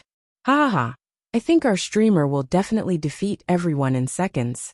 With the support of the idol buff, Jiang Pingji successfully trapped Su Bei. Su Bei was unaware of the impending danger and continued to tease Jiang Pingji with a smile. My worthy brother, you were trying to persuade me just now. Why are you remorseful now? Everyone makes mistakes. What's more, my worthy brother's actions aren't wrong. I've never heard of an item like the flashing brick. My worthy brother must have put in a lot of effort to create it. Even blood brothers have clear accounts. It's only right and proper for me to purchase it from my worthy brother. If you don't accept it, I won't comply. Jiang Pingji pondered for a while and finally opened her mouth hesitantly. Brother Su's words make sense. An item like the flashing brick that benefits the people shouldn't be owned by just one or two families. If we monopolize it, it would seem narrow-minded. Since Brother Su wants to buy the method to create the flashing brick, it must be valuable. I have an idea, but I'm not sure if it's feasible. Why don't we lower the price and sell it to a few more families? Not only can we promote it, but we can also earn some money to subsidize our family. She said the first few words shyly, as if she was guilty of her own thoughts, but the last sentence was mischievous. Su Bei smiled at first, but soon after, he seriously considered her words. Because of Jiang Pingji's previous performance, he did not think that she was acting. Instead, he felt that she was noble and had a benevolent heart. If it were someone else, they would definitely try their best to squeeze out all the benefits they could. But Lu Shi did the exact opposite. Who would see a profiteer give away the money he had earned? Su Bei thought to himself that if they were in a time of peace and prosperity, it would be a blessing for the people to have such officials. He had always wanted to find a chance to leave and improve his relationship with Lu. He had always been looking for an opportunity to leave a good impression on her and get closer to her. Now that there was a ready-made opportunity in front of him, he would not miss it. He said, "Brother, if you don't mind me being a busybody, why don't you lend me that painting scroll first?" Brother asked. Jiang was brother. Lu I, Bei. I brother Jiang. And I. Has Wang Long Jiang. I sang, I don't have much else, but I have built up some connections. Su Bei's tone carried a tinge of pride. From what I can see, your shy personality is not suitable for this kind of work. If younger brother trusts me, I will definitely handle this matter properly for you. Jiang Pingji was startled. She only regained her composure after a while. She understood Su Bei's meaning. How can I accept this? She was so happy that she almost bit her tongue. She spoke incoherently. Brother Su, you are willing to do so much for me. All the more I cannot accept your money. How about this? I am willing to give you the technique to make the flashing bricks for free. Before she could finish her sentence, Su Bei interrupted her. Blood brothers should settle accounts clearly. Although we are not related by blood, we feel like old friends at first sight. We are like brothers. How can I take advantage of you? He had to give her money, and he even gave her quite a bit. However, whether the money was to be used to purchase the technique, or to compensate for the mental damage she had suffered last night, it was up to the benevolent to see. After breakfast, Jiang Pingji brought along Yang Si, her personal guards and a contract with Su Bei's official and private seal. She wrapped her bag and slowly left. Yang Si was speechless.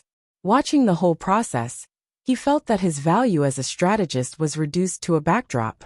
He was not even comparable to a salted fish. I'm so tired. I feel like I'm tongue-tied when I speak in such a genteel manner. Jiang Pingji tightened her rabbit fur cloak to block out the cold wind. She then rubbed her stiff cheeks. Acting was really tiring. Yang Si frowned. My lord, will Su Bei and the rest really fall for it? Jiang Pingji thought about it. It's hard to say in the future, but at least they've fallen for it now. However, there is no perfect plan in this world. If I'm discovered, then so be it. What's there to be afraid of? Even if they discover something, my crime is merely taking advantage of the situation. At most, I'll add another crime of using Su Bei. Both crimes are harmless.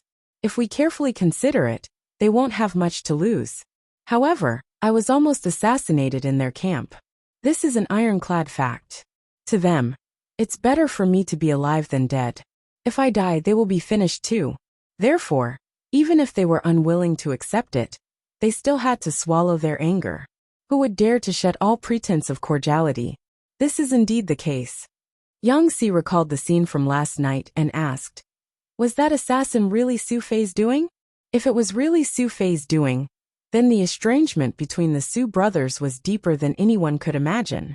Jiang Pingji glanced at Yang Si and asked him in reply, do you think this is Su Fei's doing? Yang Si shook his head. I don't think so. Su Fei has no motive. Su Fei was indeed the most suspicious, but from Yang Si's point of view, Su Fei had no motive. Why did he say so? One of the main reasons the Su brothers could become powerful figures in the Alliance army was that they had a total of 100,000 troops. If their relationship broke down and they went their separate ways, each of them would only have 50,000 troops in their hands. They wouldn't be as much of a threat. The Su brothers' interests were tied together. There were conflicts of interest, but there were also areas where they helped each other. They were bound together for good or for ill.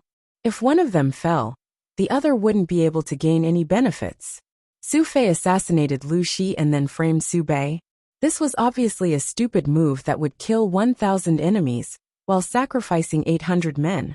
However, if this matter wasn't done by Su Fei, Yang Si really couldn't think of any other suspects. Unless Yang Si shifted his gaze to his lord. Could it be that this assassination was directed and acted by the lord herself? No. Impossible. Yang Si had just come up with this idea, but it was immediately extinguished by him. The loophole in this conjecture was far greater than Su Fei's.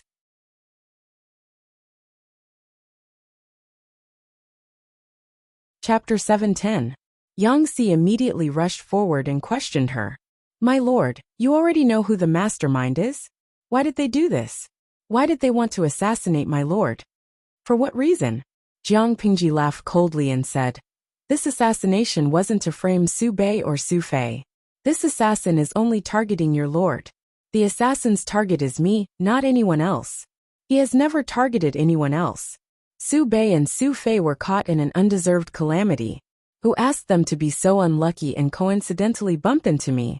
Speaking of which, the assassin's training was too poor. He was not proficient in martial arts. With such little ability, he actually had the courage to assassinate me?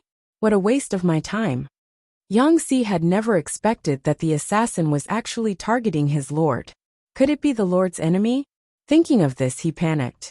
This matter, should I report it to the old master? The enemy was in the dark while they were out in the open. It was impossible to guard against them. If he informed Lu Shi, it would be safer. No need, I can handle it. If I tell my father about this, it'll just be adding another person to worry about me. Yang Si sighed and repeatedly reminded her. My lord, don't force yourself. Safety is the most important thing. I know. Yang Si knew that he could not persuade Jiang Pingji, so he could only put the matter aside for now and discuss it later. On second thought, Yang Si sympathized with the Su brothers. They were caught in an undeserved calamity. I suddenly thought of something. The Su brothers are really pitiful. Perhaps they'll break up because of this matter. When Yang Si said this, there was a hint of schadenfreude in his tone. It was as if he was watching a good show. Don't say that he was heartless. Everyone served their own master. So no matter what he did, he would not go overboard. Wasn't being a strategist a job that harmed others to benefit oneself? The Su brothers appear to be harmonious on the surface, but their battle in the dark is getting more and more intense. Even without this matter, Su Fei and Su Bei's battle will intensify and cross the line sooner or later. As for breaking up, the leader of the Su family is already old. How many years does he have left to live? As long as he's alive, the battle between Su Bei and Su Fei will be restrained. If he dies and the Su family hasn't chosen a worthy successor, these two cousins will definitely fight until the world is turned upside down. Jiang Pingji analyzed the situation calmly and added, the Su family has a rich heritage. They may be our future enemy. Now that there was a chance to step on them, it would be a pity to miss it. Your master is very clear about public and private matters. Even if we have a good personal relationship, we can't be careless about official matters. Although she had a good personal relationship with Su Bei, she still had to step on him when it came to official business. Yang Si's mind raced as he asked, then in the alliance meeting, are we still supporting Su Bei? Jiang Pingji smiled and turned her head. Of course I support you. Your lord's words carry enormous weight. I won't break my promise easily. For the salted fish party, it didn't matter who they supported. If supporting Su Bei could maximize her benefits, why wouldn't she support him? The Allied camp stretched for more than 200 miles. It was a magnificent sight. The flags fluttered in the cold wind. Jiang Pingji kept a low profile as she returned to the campsite. She was still thinking about all sorts of things. I heard that someone tried to assassinate the lord last night. Are you injured? Hearing that Jiang Pingji had returned, Feng Zhen hurried over. Seeing that she was safe and sound, his anxious expression eased slightly. Jiang Pingji dismounted from her horse. She threw Little White's reins to her personal guard and faced Feng Zhen. I forgot to bring you wine. Don't be angry. Feng Zhen was stunned. After a while, he understood the meaning behind Jiang Pingji's words. He almost choked with anger. Why was she still concerned about wine at this time? Don't worry, I'm not injured. I've gained a lot from this trip. I'll tell you in detail when we return to the tent. Jiang Pingji walked towards the tent as she spoke. Halfway through, she thought of something and turned to ask Feng Zhen. You just said, you just received news that I was attacked last night? Feng Zhen replied, yes. I was just about to rush over to Su Bei's campsite. I didn't expect you to return first. Jiang Pingji thought about it, and knew that Su Bei had blocked the news. If the news was leaked before the matter was resolved and the big boss, Lu Shi, came, Su Bei wouldn't be able to handle it. Send someone to send a message to my father. Tell him that I've returned safely. The assassin didn't hurt me last night. Tell him not to worry. Feng Zhen bowed, and turned to summon a soldier. He asked the soldier to pass the news to Lu Shi, who was near the campsite, so that he wouldn't be worried. When Lu Shi received the message from the messenger, his heart that had been hanging in the air finally settled down. His brows relaxed slightly. He waved his hand at the messenger and said, "Go and receive your reward." His daughter had been saved from danger. Indeed, he should reward the messenger. Lu Shi glanced at the sky outside the tent. He frowned so deeply that his brows almost formed a knot. He knew more inside information than Yang Si. Naturally, he knew that the assassination wasn't aimed at the Su brothers. It was obviously aimed at Jiang Pingji. It's good that she's safe. Amin, if your spirit is still here, you must protect her well. Lu Shi rubbed his hands together to generate heat. He let out a long sigh. His breath formed a white mist that drifted into the air. If there was anyone in the world who hated the father and son to the bone, he couldn't think of a second person besides that woman. Could it be that that stupid woman has finally come to her senses and knows Emperor Chen's identity? It's been so many years, yet she only found out. Ha! Lu Shi mocked in a low voice. He mumbled to himself, his voice so low that it was almost inaudible. It's a pity that she was still one step too late. The current Lanting is no longer a doll that can be squeezed by anyone. The corners of his lips curled into a faint smile. Even his gaze seemed to become gentle and profound, as if he could see another world. Amin, wait a little longer. When Lanting reaches that position, your husband's wish will be fulfilled. Our family will have a complete reunion. It wasn't clear whether these words were meant for his own family, or for someone who had already passed away. 2 flowers bloomed, one on each side. Su Bei volunteered to help, and contacted a number of allied forces. This action made Su Bei's old rival Su Fei feel uneasy. He received a report from his informant. Lu Shi's son Lu Shi had been attacked by an assassin in Su Bei's tent last night. Upon hearing this news, his first reaction was happiness. Su Bei was going to be in big trouble. However, after the analysis of his tents, Su Fei broke out in a cold sweat. His emotions were in a mess, and he didn't know what to do. Lu Shi had been attacked by an assassin. It would have been fine if he had died. However, he had been attacked by an assassin and didn't die. Who was the biggest suspect? Needless to say, this flying pot from the sky was directly pinned on Su Fei. Even if he had 100 mouths, he wouldn't be able to clear his name. If Su Bei fell, he would benefit the most. Hence, he had a motive to be a suspect.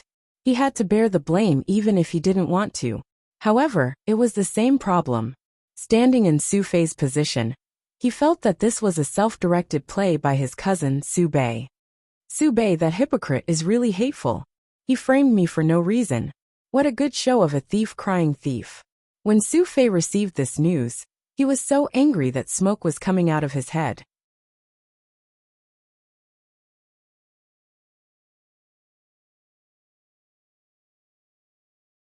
Chapter 711. All the strategists looked at each other in dismay, secretly lamenting Su Pei's scheming nature.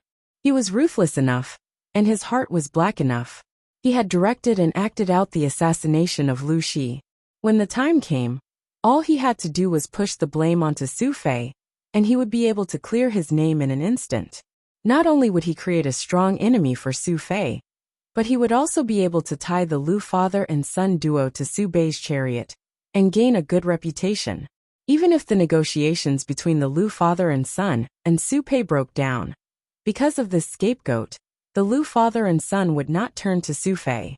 Thinking about it this way, Su Bei was the most suspicious. His motive was the strongest, and he could be listed as the #1 suspect. Su Fei stood still, snorted coldly, and asked the person beside him, What is that hypocrite doing now?" First Lang Jun is holding a banquet for the allies. Eat, eat, eat. All day long, he sets up banquets, drinks, and presents beauties. Why can't he eat to death? Su Fei's expression was slightly twisted, and with a bit of savagery, he said with incomparable mockery, "This cousin is really capable, bringing a group of dancers and singers to protect the emperor, giving him gold, silver, jewels, luxurious carriages, and beautiful women. For the sake of his reputation, he really is unscrupulous. Now, you even set up such a despicable trap to slander my innocence. Disgusting." The person beside her looked worried. He cupped his hands and said, "My lord, now is not the time to complain. With the support of the father and son of the Liu family, he has also roped in a bunch of forces. I'm afraid that the position of the alliance leader will fall into the hands of Elder Langjun. Even if we want to fight for it, the chances are slim." Su Fei's heart was filled with anger. I can see it. He boasted that he was not weaker than his cousin, but his cousin was good at putting on a show, and he really could not compare. Do you have any good ideas? It would be best to drive a wedge between him and the Liu father and son. Su Fei was exasperated. If he couldn't get it, what right did his cousin have to get it? Relying on gold, silver, jewelry, cars, and beautiful women to attract talents and accumulate reputation. What was there to be proud of? Someone said, "We can't. If we do that, we will be at a disadvantage instead." The anger in Su Fei's heart was about to explode. This won't do. That won't do. Then what should I do? Why don't we prepare a generous gift and ask someone to apologize to Liu Shi on behalf of eldest Langjun? Su Fei was stunned. It was clearly Su Bei's fault. Why did he have to send a gift and apologize? The man continued his analysis. My lord, from what I've heard, Liu Shi and the eldest Langjun did not have anything to do with each other. It's obvious that the eldest Langjun has successfully framed you. If he tried to explain it to Liu Shi now, he would end up with a bad reputation for being a glib talker. Since that's the case, my lord might as well use the excuse of my brother's lax governance allowed an assassin to sneak in. So I'm apologizing to Liu Shi on behalf of my brother, to contact him, and reveal some suspicious points appropriately. If Liu Shi wasn't stupid, he would naturally investigate. What you find yourself is far more trustworthy than what others say. If Su Bei had acted appropriately, he might have shot himself in the foot. Thinking of this, Su Fei immediately sent someone to prepare a generous gift, and sent a subordinate with authority to deliver the gift as a sign of solemnity. Jiang Pingji felt that Su Fei and Su Bei were indeed cousins. Their imagination was top-notch. After sending off Su Fei's messenger, Yang Si and Feng Zhen looked at the lavish gifts that filled half the commander's tent. Their eyes almost popped out of their sockets. What do they mean? Jiang Pingji smiled and said, It's most likely they're suspecting each other. Qingfeng Shuiying. Ha ha ha ha, they're pushing the blame to each other and suspecting each other? There's actually such an operation? A new invention? Zuiyin Cat Yao. Su Fei suspects that Su Bei is directing and acting on his own. Su Bei suspects that Su Fei is secretly cheating. It feels like a tongue twister. Layman Howie. I don't care if they're pushing the blame to each other. Anyway, our streamer is profiting from it. That's right, after all this commotion, the one who benefited in the end was actually Jiang Pingji. If the Su brothers knew the truth, would they shed silent tears? I keep having the feeling that today's alliance meeting will be a battlefield filled with the flames of war. Jiang Pingji clicked her tongue, as if she was deeply moved. Yang Si and Feng Zhen glanced at each other. They could see the helplessness in each other's eyes. Shameless. If it wasn't for their lord secretly pulling such a stunt, the brothers wouldn't have fought so fiercely. Jiang Pingji was about to wash up and change into a new set of clothes when someone outside reported that Huang Song had come to visit. I heard that you were assassinated in Su Bei's tent last night? This time, Huang Song didn't bring Cheng Jing along. Instead, he brought Feng Ju. Both of them were dressed casually. This time, they were also visiting in private. Jiang Pingji leisurely greeted Feng Ju. Then she said, I can die under a peony flower and become a ghost in a romantic way. What's the big deal about being assassinated? Huang Song. Su Bei had good intentions. He wanted to gift that beautiful dancer to me. Who knew that the beauty was poisonous? She was actually an assassin. Huang Song was speechless. Based on his understanding of Lu Shi, although he liked beautiful women, he had always restrained himself. He remembered that many years ago, when the three of them were still in Shangjing, the three of them would often hang out in brothels together. However, Lu Shi had never stayed overnight. At most, he would listen to songs and music. Unexpectedly, after a few years, Lu Shi had also fallen into depravity. He had become a playboy who lingered among the flowers. Feng Ju said, "You don't seem like such a careless person. You actually dared to enjoy a beauty gifted to you by a stranger?" Jiang Pingji said with lingering fear, "Humans make mistakes. Horses make mistakes. I was too careless. Last night was really thrilling." Huang Song also laughed and echoed, "Young and impulsive. Which man doesn't like beauty? However, everything has to be done in moderation. Don't go overboard." Huang Song and Feng Ju had only come over to take a look and make sure that she was fine. After exchanging conventional greetings, Huang Song and Feng Ju were about to get up and leave when Yang Si entered the tent with a stack of bamboo slips. Seeing that there was someone in the tent, he was startled. Seeing Huang Song's face, Yang Si's heart thumped. He had one foot in the tent and the other outside. He was hesitating whether to enter or leave. I seem to have seen you somewhere before." When Huang Song had come to visit, Feng Zhen and Yang Si had been dealing with the matters of setting up camp, so they had not met. Yang Si was strangely silent. Of course, he had met Huang Song before, but it had not been recently. Thinking back to that time, he had jumped ship and kicked Prince Changsho out of the way, tricked his old master, and left with his page boy. He had originally wanted to rely on Huang Song to see if he was a wise master. Who knew that the gatekeeper of Huang Song's manor would bully him and suppress Yang Si's visiting card. Later, Huang Song had chased after him on horseback. Yang Si's temper flared up, and he had arrogantly rejected the other party, and even made up a fake name. He had continued to head north and fallen into Wei Si's trap. Step by step, he had been trapped by Jiang Pingji and Wei Si into a bottomless pit called overtime. Thinking about it now, he could not help but sigh. If he had directly obeyed Huang Song back then, perhaps he would not be so mentally exhausted now. At least Huang Song was much easier to fool than Jiang Pingji. Huang Song also remembered Yang Si's identity. He called out with a faint smile, "Master Zhao, how have you been since we parted years ago?"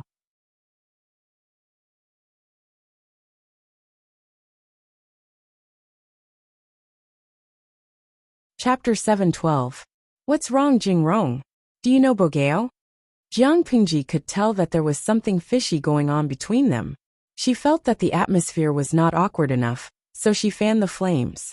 Yang Si looked down and said, "Chief Huang, you've mistaken me for someone else. My surname is Yang, and my first name is Si." It was indeed Yang Si.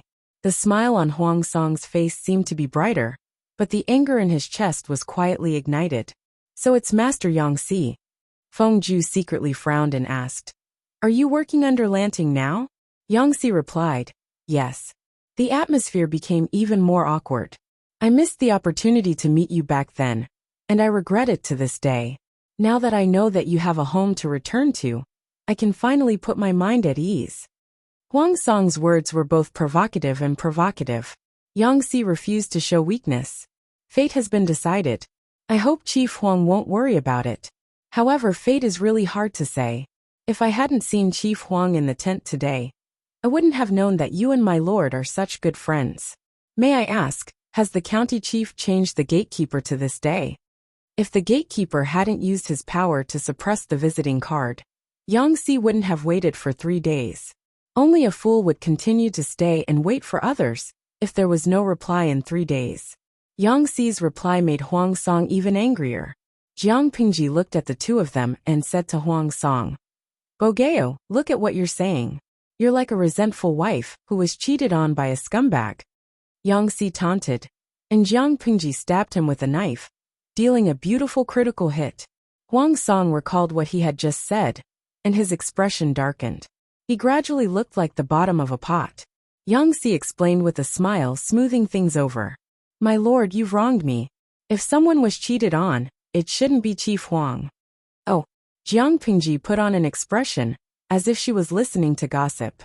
Yang Si told the story of the past to the point. These words were not only for Jiang Pingji, but also for Huang Song. Yang Si didn't want to rely on Jiang Pingji at first. He just wanted to meet Wei Xiai and collect his debt. He didn't expect Jiang Pingji to be overbearing and use both carrot and stick. Yang Si fell into the trap. There were many details that he didn't go into, but the listeners could imagine the scene in their minds, which made them unable to restrain their laughter. Huang Song's complexion improved as a result, and his anger gradually subsided. Huang Song was angry, not for anything else, but simply because Yang Si had thrown himself into Jiang Pingji's arms after dumping him. He was originally a sensitive and suspicious person. Because of Yang Si's matter, he had been brooding over it for many years. Coupled with Yang Si's sarcasm, how could he not be angry? Now that it was out in the open, he accepted it calmly. If he didn't accept it, would he have to break off relations with Lu Shi because of Yang Si? Or to make Lu Shi and Yang Si alienate each other for his sake? Huang Song felt that his relationship with Lu Shi wasn't that strong yet, so he didn't want to embarrass himself. The meeting was to be held at dusk, and the venue was to be provided by Su Bei. Because of the short distance, Jiang Pingji, Lu Shi, and Huang Song set off together and arrived together. Although they were father and son, Jiang Pingji and Lu Shi's forces were counted separately. Each of them was considered a force. Including Jiang Pingji, there were a total of 23 allied troops. Jiang Pingji had only arrived for 2 days, and the 2 days had been very exciting. Of course, she had no time to get to know the other forces. Each force had at least 10,000 soldiers, and at most 50,000 soldiers. Other than these large forces, there were also many small forces with only a few thousand soldiers. They formed small groups, and they could also occupy a place and have a little say. As the organizer, Su Bei sat at the head of the table. Other than the head of the table, the seat on the lower right was the most honorable. There was already a middle-aged man in a vermilion robe sitting there. Needless to say, he was the chief of Shanghai County Wumashang. Seeing the situation, Lu Shi chuckled and sat down on the lower left without a care. Jiang Pingji followed him and sat down next to him. Since ancient times, the right was the most honorable. The seat on the right was always slightly more honorable than the corresponding seat on the left. Jiang Pingji sat next to Lu Shi, and the second seat on the right was empty. Su Fei sat there unceremoniously. The meeting had not yet begun, but the scene was already filled with the smell of gunpowder. This time, Jiang Pingji did not bring Feng Zhen and Yang Si. Instead, she brought Li Yin and Dian Yen. The meeting was a place that required brains, but it was also a place that required fists. If they could not come to an agreement through words, they could directly fight. Li Yin sat in the second row and quietly looked around. He lowered his voice and said, "My lord, there are so many people." The venue of the meeting was extremely large. The decorations around it did not seem like a simple campsite, but more like a luxurious palace. The flat ground was covered with a layer of pure animal skin. Even if one stepped on it barefoot, one would not feel the slightest bit cold. There were several bronze lamps in the shape of Chang, flying in the sky, court ladies washing their clothes, and 100 birds paying homage to the phoenix. The lamp oil was filled with expensive spices. After burning, it caused the air to be filled with a strange fragrance. The inside of the tent was very bright, as if it was daytime. Everything reflected one word: rich. There are indeed a lot of people. Li Yin still dared to look around, but Dian Yin sat upright and still, as if he was facing a formidable enemy. He clenched his fists and placed them on his knees. His eyes were wide open as he stared straight ahead. Dian Yin looked fierce and fierce. He had a tan face and a muscular body. When he put on such an appearance, the people opposite him almost jumped in fright. Opposite him, Su Fei was speechless. The process of the meeting was nothing more than the following: eat, drink, watch the dance. After 3 rounds of drinking, they would talk about business. If business was settled and everyone was happy, then they would continue serving food, eating, drinking, and watching the dance. If they had good luck with the ladies, they might even be able to take 1 or 2 dancers and go back for a night of pleasure. However, news had just spread that Jiang Pingji was almost assassinated by a dancer. The feudal lords probably did not dare to risk their lives. If business could not be settled, they would either continue to quarrel or leave on bad terms. No matter what the outcome was, it had nothing to do with Jiang Pingji. She and Lu Shi were just there to be bystanders. When the live stream started, 150,000 viewers instantly flooded in. 1,000 deaths are not like a moonlight. What's the situation now? It feels like the meeting is very leisurely. Yesterday was a banquet, and today is still a banquet? Kneeling for monthly tickets. That's not right. There are so many people today. Their attractiveness levels are different. I'd better continue sucking up to little brother Li Yin. Kneeling for recommendation tickets. Surprise! The streamers summoned beasts today are not Feng Zhen or Yang Si. What's the point of not bringing along long-range sorcerers? Popular all over the world doll. Although she didn't bring along the sorcerers, the streamer brought along 2 violent combat types. Jiang Pingji was speechless. Why did it feel like the style of all the bullet screens had changed after not starting the livestream for a few hours? Unbeknownst to her, there was a studio in the livestream that had imitated other games and made a mobile game for entertainment. Simply put, it was a game where players created characters, chose different lords, and summoned various pets, subordinates. This game studio even imitated a certain mobile game and gave each subordinate different qualities and combat numbers. Because of the popularity of the livestream, the game had just been launched, and the number of downloads was shockingly high currently. The 2 most popular pets were Wei Ci, of the sorcerers, and Li Yun of the combat types. The reason?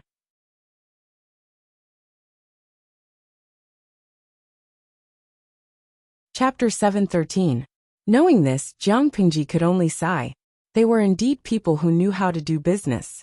Host V, help me talk to the game company. If they use our characters to make money, they should at least give us some benefits.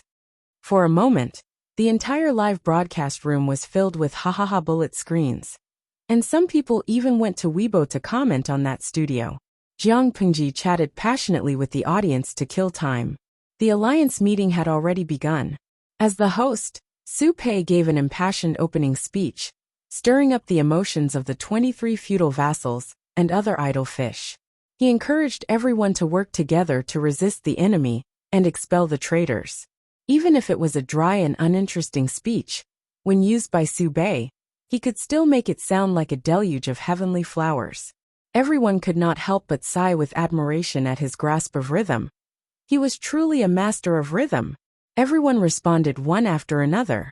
They did not swear or swear, but they unanimously expressed their indignation towards Prince Changshu. Jiang Pingji had just finished chatting with the audience when she realized that everyone around her was crusading against Prince Changshu. This made her frown slightly. The alliance meeting to rescue the emperor is not a battle meeting. What's the use of these people scolding Prince Changshu? She shook her head in amusement. Lu Shi, who was nearby, also had a faint smile on his face. He secretly passed her a plate of dried fruits for her to munch on as a snack. Lu Shi couldn't help but laugh. Just watch, don't speak. The spectators should have the qualities of a spectator. They should just watch and not say anything, and let them argue all they want. Su Bei surveyed the crowd, and was extremely satisfied with the rhythm of the battle. However, when his gaze swept over the father and son pair, the corner of his eye twitched strangely. Just as the nature of the alliance meeting was about to change, a clear voice attracted everyone's attention. The person who spoke was Jiang Pingji's old friend, Huang Song. Everyone, please listen to me. Huang Song had brought 15,000 soldiers, and he was a county governor. So his seat among the 23 vassal factions was very close to the front.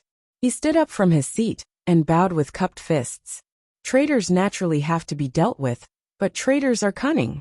Seeing that the alliance has the advantage in numbers, they have been entrenched in their defenses for the past few days. 1 or 2 days is fine, but as time goes on, I'm afraid there will be changes. Someone retorted. What other variables can there be? How can a 400,000 strong army not be able to deal with Prince Changshu? Prince Changshu is a traitor to the country. If we don't kill him, we won't be able to pacify the people. Prince Changsho will definitely be terror-stricken when he hears of this. Why should we be afraid of him? Su Bei raised his hand to suppress the other voices. He asked warmly, "Why does County Chief Huang say such a thing?" Huang Song replied, "Before the troops and horses move, the provisions and fodder move first. All of you have led your elites into battle, and this is where the alliance meeting will be held. Do you have enough rations? How long could the provisions last?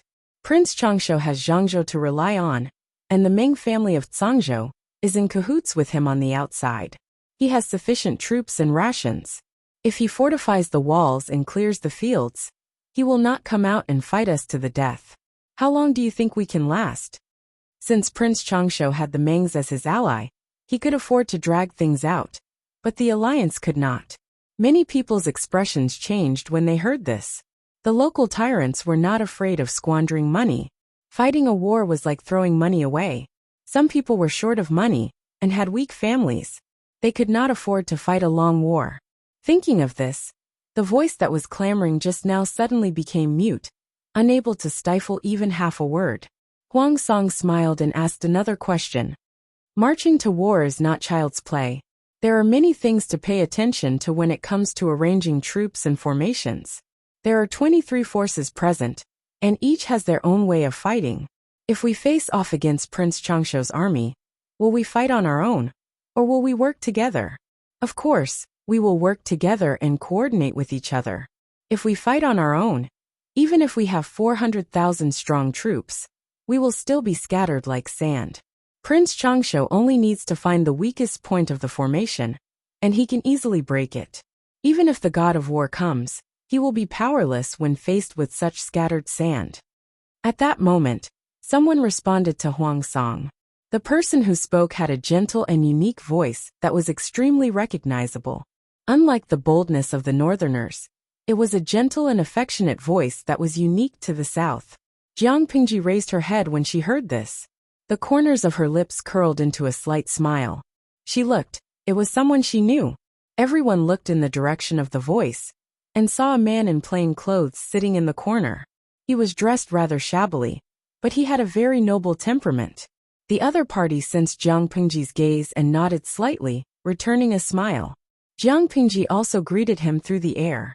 That person was none other than An Shui, the one who had helped her quickly recover Qingda County, and Duoshi. An Shui had set off a few days earlier than Jiang Pingji. Because he was a nobody and mostly had miscellaneous troops, he could not be considered an official feudal power.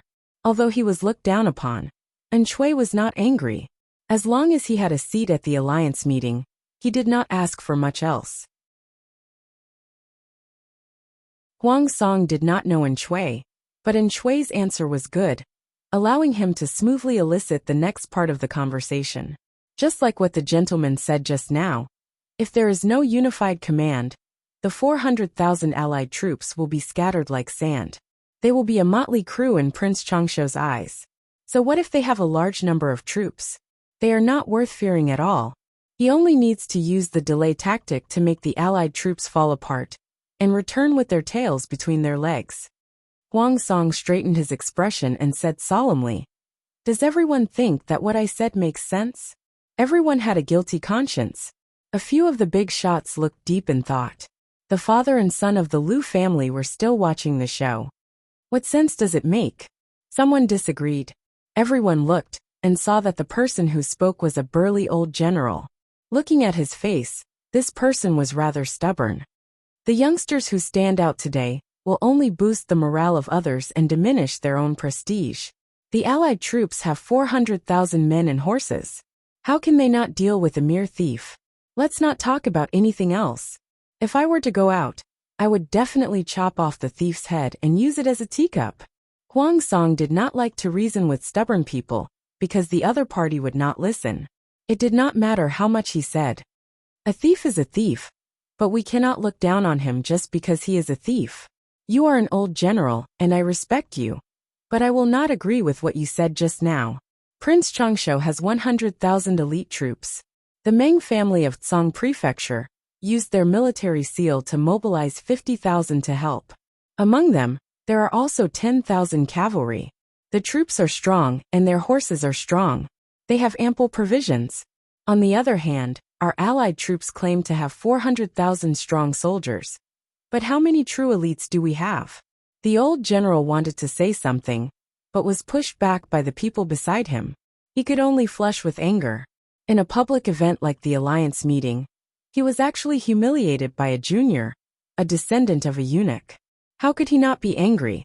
Sube lowered his eyes and continued Huang Song's words. Chief Huang's words are naturally reasonable. What brilliant plan do you have? Huang Song paused and finally revealed his plan. The only way is to elect an alliance leader to lead the allied troops. When Sube heard this, the corners of his lips curled up. Huang Song's words were exactly what he wanted. He was about to ask in detail when a fool jumped out of nowhere and suggested, "Elect an alliance leader? This is a good plan. This way, we can unify the distribution of military supplies and let the allied troops be united. We can advance and retreat together. Only then can we contend against the thieves."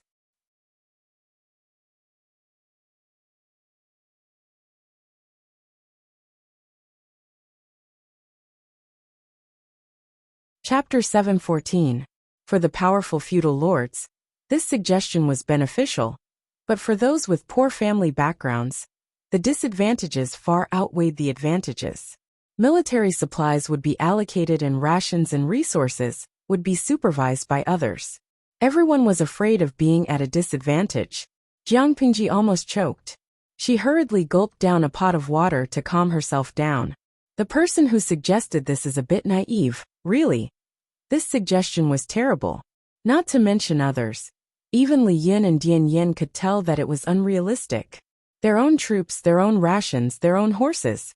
Why should they be under someone else's control? It was undeniable that there were saints who were willing to do so, but the allied forces all had their own plans. They haggled over every cent, so why would they be willing to be at a disadvantage? Even if they all agreed, their family backgrounds and assets were different. What if they withheld a portion and reported a false number? It had to be said that this idea was too naive. The difficulty of actually carrying it out was as high as the heavens. Jiang Pingji curiously looked in the direction of the voice.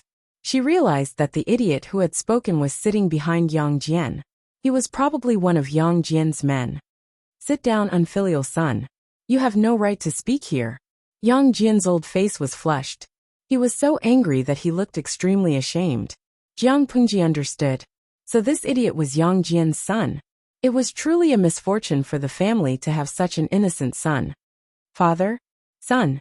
Yang Tao didn't know what he had done wrong. He stammered, feeling a little guilty. He wanted to ask where he had done wrong, but he was afraid that his question would be too stupid and incur his father's wrath. Sitting next to Yang Tao was a handsome young scholar who forced a smile on his face. "Zhengzi, sit down." The young scholar secretly face-bombed. How could such a stupid and naive fellow be his friend? Yang Tao shrank his neck. He looked pitiful. Under the attacks of both his father and his best friend, he sat down pitifully. Jiang Pingji held back her laughter.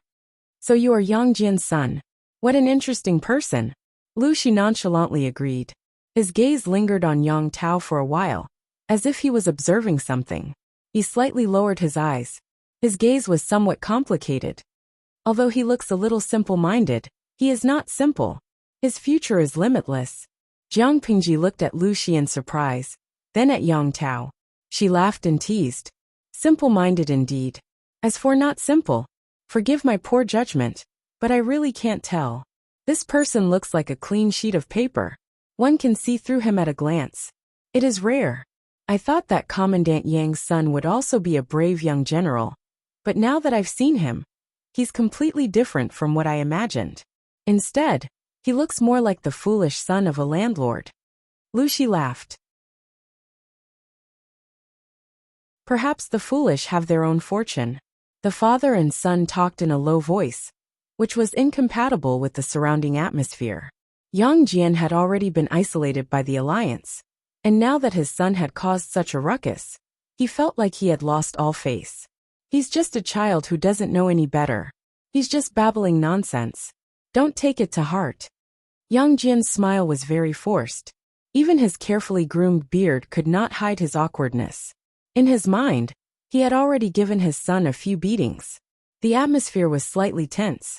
Su Bei smiled as he tried to smooth things over, bringing the topic back to the main topic. He didn't keep them in suspense. He hurriedly explained his plan to prevent another simple-minded person from popping up. According to Huang Song's plan, the armies of the 23 powers would still be managed by themselves. They would still be self-sufficient in terms of military expenses. According to Huang Song's plan, the armies of the 23 powers would still be managed by themselves. They would still be self-sufficient in terms of military expenses. However, once the alliance leader issued an order, they would have to prioritize the alliance. They would have to cooperate in attack or defense. Selfish motives were not allowed. The alliance leader had a certain amount of authority over them, but he would not interfere with their internal affairs. He would not require them to pay extra. Compared to Yang Tao's idea, everyone preferred Huang Song's. They were willing to lend out their troops and cooperate in battle, but they couldn't hand over military authority to outsiders. For example, if the alliance leader had selfish motives and purposely preserved the strength of his own army, then turned around and pushed the other powers to the front lines, what should they do? They didn't want to measure the heart of a gentleman with the yardstick of a villain, but they had to be wary of others. The 23 powers present were all connected. Who could guarantee that there were no grudges between them? Huang Song's suggestion was exactly what they wanted. It could unify the alliance and prevent it from disintegrating. It also dispelled their worries. Su Pei said, "This is a good plan. What do you all think?" There were almost no objections. It was considered a unanimous decision. Now the highlight of the show was here. Who would be the alliance leader? Everyone looked at each other. No one wanted to be the first to stand out. They silently waited for others to recommend them. Yes, they were waiting for others to recommend them. Everyone present was a big shot. Why would they act like they were trying to sell their melons and boast about themselves? Even if they were itching to get a megaphone and shout, "Choose me. Choose me." On the surface, they would still decline in a reserved manner.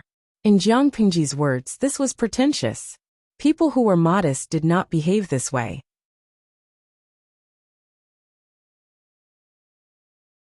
Jiang Pingji thought that the first to stand out would be Huang Song. She didn't expect someone to be one step ahead of him and speak first. "I think that County Chief Wu Ma of Hu County is the most suitable candidate for the alliance leader position." The person who spoke was En Shui. When he spoke, Su Pei and Su Fei's expressions turned ugly. En Shui continued, "County Chief Wu Ma is a relative of the royal family. In terms of seniority, he is the uncle of the current emperor. He has great prestige and a strong military force. I think that if County Chief Wu Ma is the alliance leader, and the alliance army conquers Prince Changshu, saving the emperor and the people, it will be even more justifiable." Wu Ma Shang sat on the right side of the seat. From beginning to end, he looked like he was daydreaming. His entire image did not fit in with the crowd. En Shui had pushed him into the battle for the alliance leader position. Jiang Pingji didn't know if it was En Shui's idea or County Chief Wu Ma's. Jiang Pingji looked over, and was more inclined to County Chief Wu Ma's idea. It looked like he was quite ambitious. She grabbed a handful of dried fruits and stuffed them into her mouth, eating them with relish. It tasted even better with this good show. "That's not right. In my opinion, County Chief Wu Ma is not the best candidate." Cheng Jing, who was behind Huang Song, stood up from his seat. The moment he opened his mouth, he attracted everyone's attention. Hearing Cheng Jing's voice, Wu Ma Shang, who had been silent all this time, turned his eyes and looked at Cheng Jing. "Who are you?" Cheng Jing's personality was not one to flaunt. He calmly said, "I am Cheng Jing of Langia, a nobody." If it were Feng Zhen, he would definitely retort, "I am Master Yuanjing's first disciple." In a place like Dongqing, Master Yuanjing was a living signboard. With his name on it, one's value would rise. Wu Ma Shang looked away.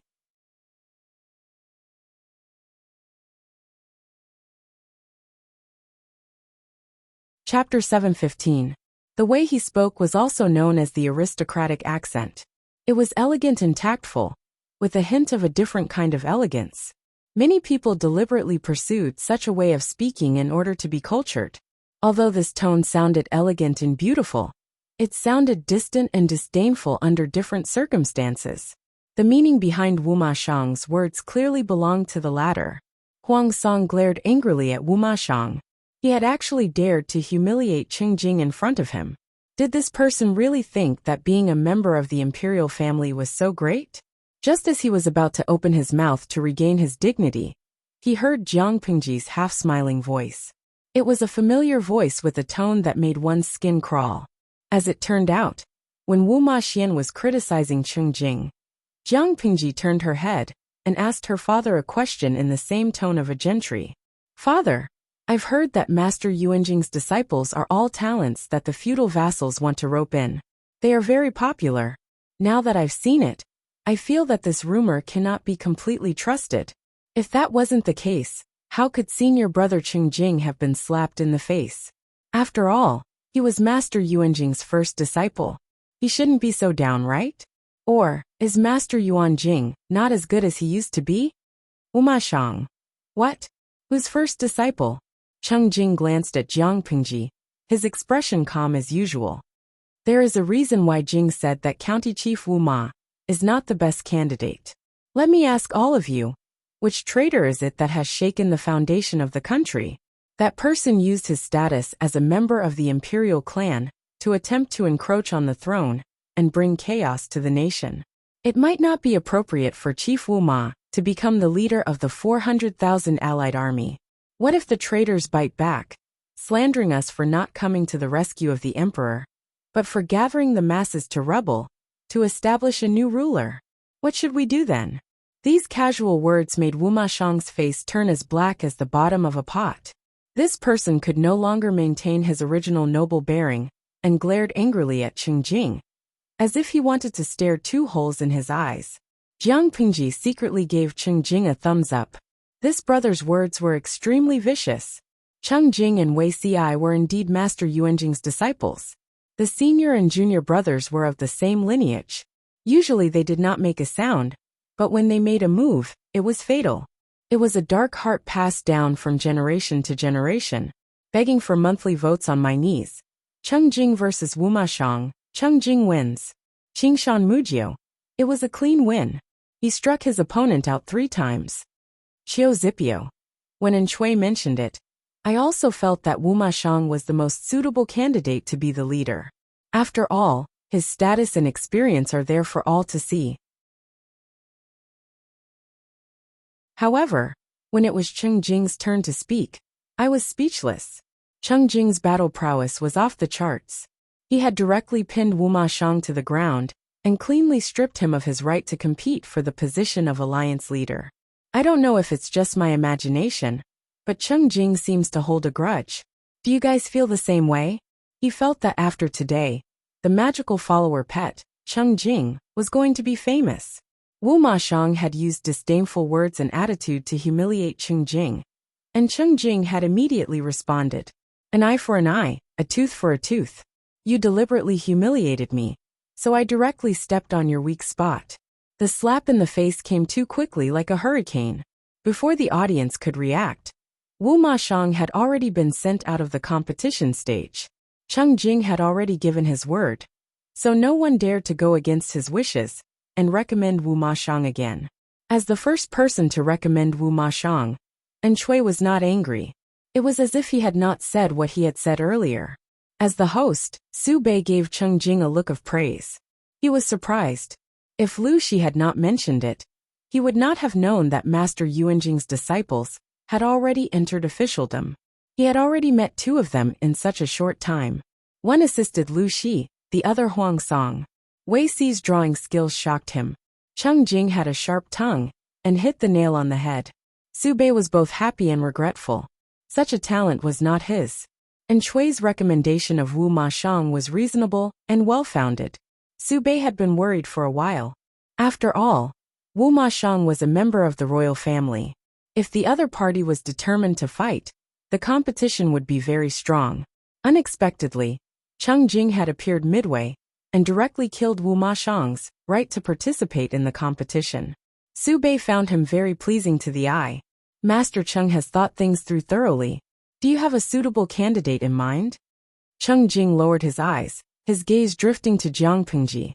I believe that in terms of ability, prestige and experience, Lu Shi is the best candidate. Cheng Jing did not say that Lu Shi was the best person. If Lu Shi was not willing to be the alliance leader, everyone had other choices. Jiang Pingji raised her eyebrows. Was Cheng Jing trying to stir up trouble? She secretly glanced at Cheng Jing, who was also looking at her. Cheng Jing nodded slightly at her, a friendly smile on his face. Naturally, Lu Shi would not take the blame. He tactfully declined, expressing that he was not suitable to be the alliance leader. At the same time, he flattered Su Bei and Su Fei. He was impartial, making it difficult for others to figure out his stance. Su Bei secretly broke out in a cold sweat, afraid that something unexpected would happen. If Lu Shi changed his stance at the last minute, his painstaking efforts would go down the drain. When he looked at Jiang Pingji, she gave him a look, indicating for him to be at ease. Only then did Su Bei's anxious heart calm down. Lu Shi kicked the ball out, but he also circled out the candidates, Su Bei and Su Fei. Everyone present was shrewd. Before the start of the alliance meeting, the Su brothers had made frequent moves. They all knew in their hearts that the battle for the alliance leader would be decided between these two. A snake could not live without a head. No matter how they wrangled, there had to be an alliance leader. Su Bei had a group of supporters, but Su Fei also had his own fans. Jiang Pingji and Lu Shi watched the show. The father and daughter worked together to finish 4 plates of dried fruits. There was only 1 plate on each table. After they finished their portion, they even took Li Yin and Dian Yan's portions. I'm thirsty from all the food. We've wrangled for more than 2 hours. It's just a trivial matter, yet we've been arguing for so long. Lu Shi smiled faintly and lowered his voice. It's a matter of interests and disputes. It's always a long process. That was why he did not care for the alliance leader position. It was just an empty title. What was the point of wasting so much effort? Excluding Lu Shi and Lu Shi, Su Fei had received slightly more support than Su Bei. Unfortunately, Su Bei had already gained Jiang Pingji's friendship the day before. With the Lu family's father and son joining the alliance, Su Bei had a clear advantage over Jiang Pingji and became the alliance leader. Even though he was prepared, when the dust settled, Su Bei still could not suppress the excitement in his heart. On the other hand, Su Fei's expression darkened. If it wasn't for Su Bei's deceit, scheming against him, and pulling away the support of the Lu father and son, the alliance leader position would have been his. The alliance leader was successfully chosen. Everyone happily ate, drank, and enjoyed the dance of the dancers. The atmosphere was joyous. On the surface, it seemed that everything was on track. Everyone was full of confidence in the crusade against Prince Changsho and the reorganization of the imperial court. The road before them was smooth, and the future was bright. Inside the tent, there was an endless stream of music. Graceful beauties swayed their graceful bodies. Watching them made one's eyes go wide, and their limbs stiffen. Such an atmosphere was too lively. Regardless of whether one could drink or not, they all drank a little.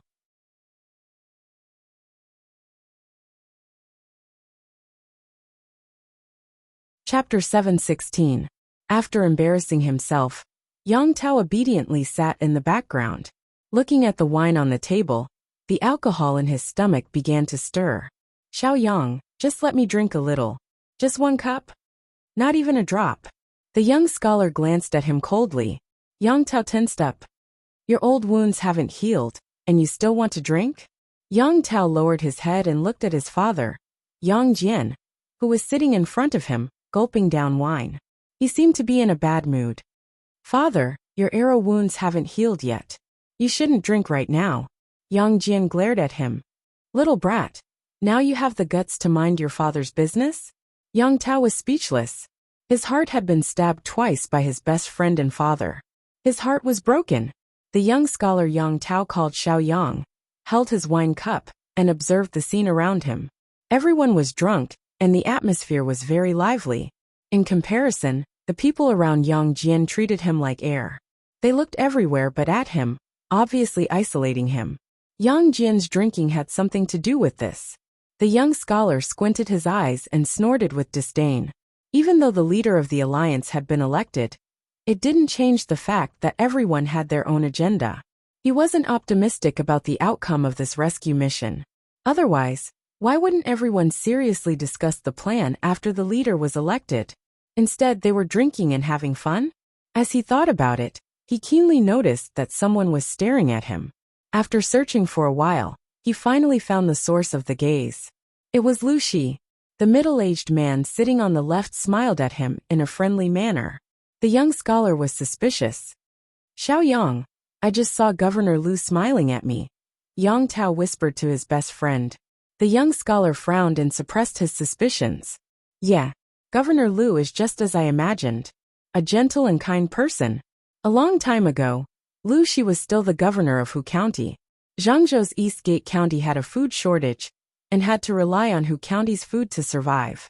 Therefore, Yang Tao had a good impression of Lu Shi. He always believed that he was a good person. If Yang Jian knew what his son was thinking, he would definitely vomit blood. How was Lu Shi a good person? Did he send food for disaster relief for free? That was all because Yang Jian had paid a price for it. Lu Shi, that unscrupulous businessman, had squeezed him dry in secret. How could he be considered a good person? The young man beside Lu Prefecture's magistrate is Lu Shi, the one who asked father for help? He looks all right, but his bones aren't too strong. Not strong enough? When Yang Jian heard his son's words, he almost spat out the wine in his mouth. If Lu Shi could not be considered healthy, then what kind of person could be considered healthy? Learn from other people's wisdom.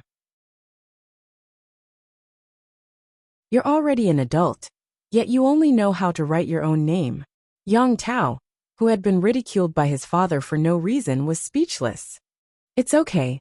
I have Xiao Yang anyway." Yang Tao admitted that he wasn't good at studying, and his brain wasn't good at scheming, but it was fine as long as his close friend was good at it. To put it in more modern terms, Yan Lin was Yang Tao's external brain, and this was a one-to-one match. The banquet lasted until the middle of the night. Most of the people in the tent were drunk. Jiang Pingji also drank some wine, and prepared to get up to change her clothes. Magistrate Lu. As soon as she stepped out of the tent, she realized that someone was following her. She couldn't help but stop. "You are?" She squinted her eyes and realized that it was the young scholar beside Yang Tao. "I am Yin Lin, courtesy name Xiao Yang," the young scholar said. "Magistrate, when do you plan to return the man you borrowed?" Jiang Pingji crossed her arms and asked him in return. "Why? It hasn't even been 2 days, and County Military Chief Yang is already rushing me?" Yin Lin said. "The County Military Chief didn't rush me. It was my idea. I think Qi Kuang is a good person. I'm afraid he won't return him. I don't think County Military Chief Yang will mind if a centurion stays or goes. Borrow? She always took. Even if she borrowed, she would never return it." Yin Lin frowned. Jiang Pingji's words had confirmed his speculation. Magistrate Lu is still stuck in the north, and his footing isn't stable. Yet he's already thinking about the south, where there's plenty of water. He was eating from his bowl and looking at the pot, but he was still thinking about the one that hadn't been put into the pot. Everyone should have dreams. Can I prepare for a rainy day? Jiang Pingji said with a smile.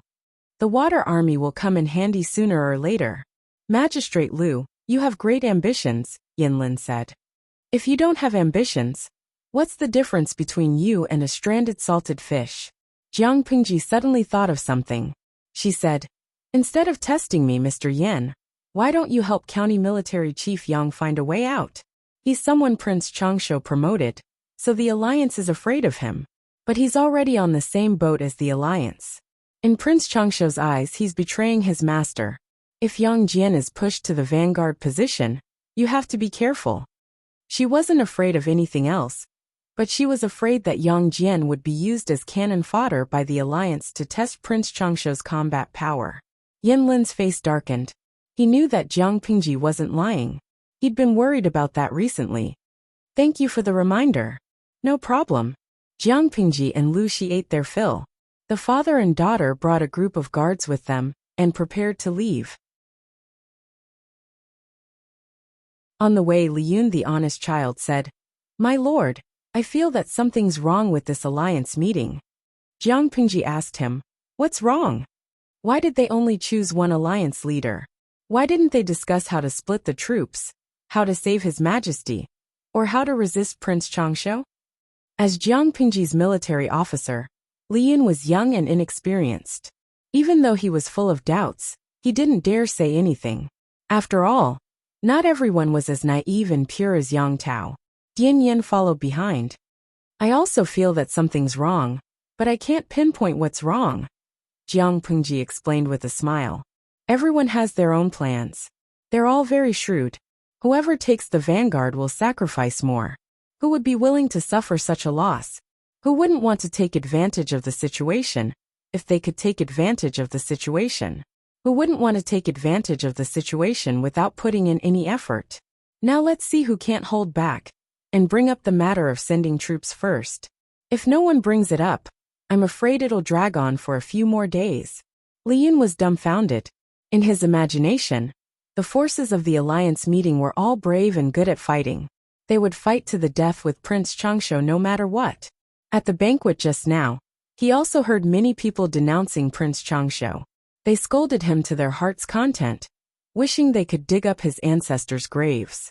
But in reality, one by one, they shouted slogans and fought to be at the back. Jiang Pingji smiled faintly and concluded, "So you see, the outcome of this alliance meeting won't be good. Then, my lord, what should we do?" Liyun asked. Jiang Pingji said, "Your lord is here to take a look. I'm not here to fight to the death. Let's just go with the flow." Liyun was silent for a while. He said, "It's a pity that Officer Meng. He's been working hard these days." Meng Han was so busy that he couldn't be seen. Apart from eating and sleeping, he spent the rest of his time training his troops or practicing martial arts. Even the bystanders would feel exhausted for him when they saw how desperate he was.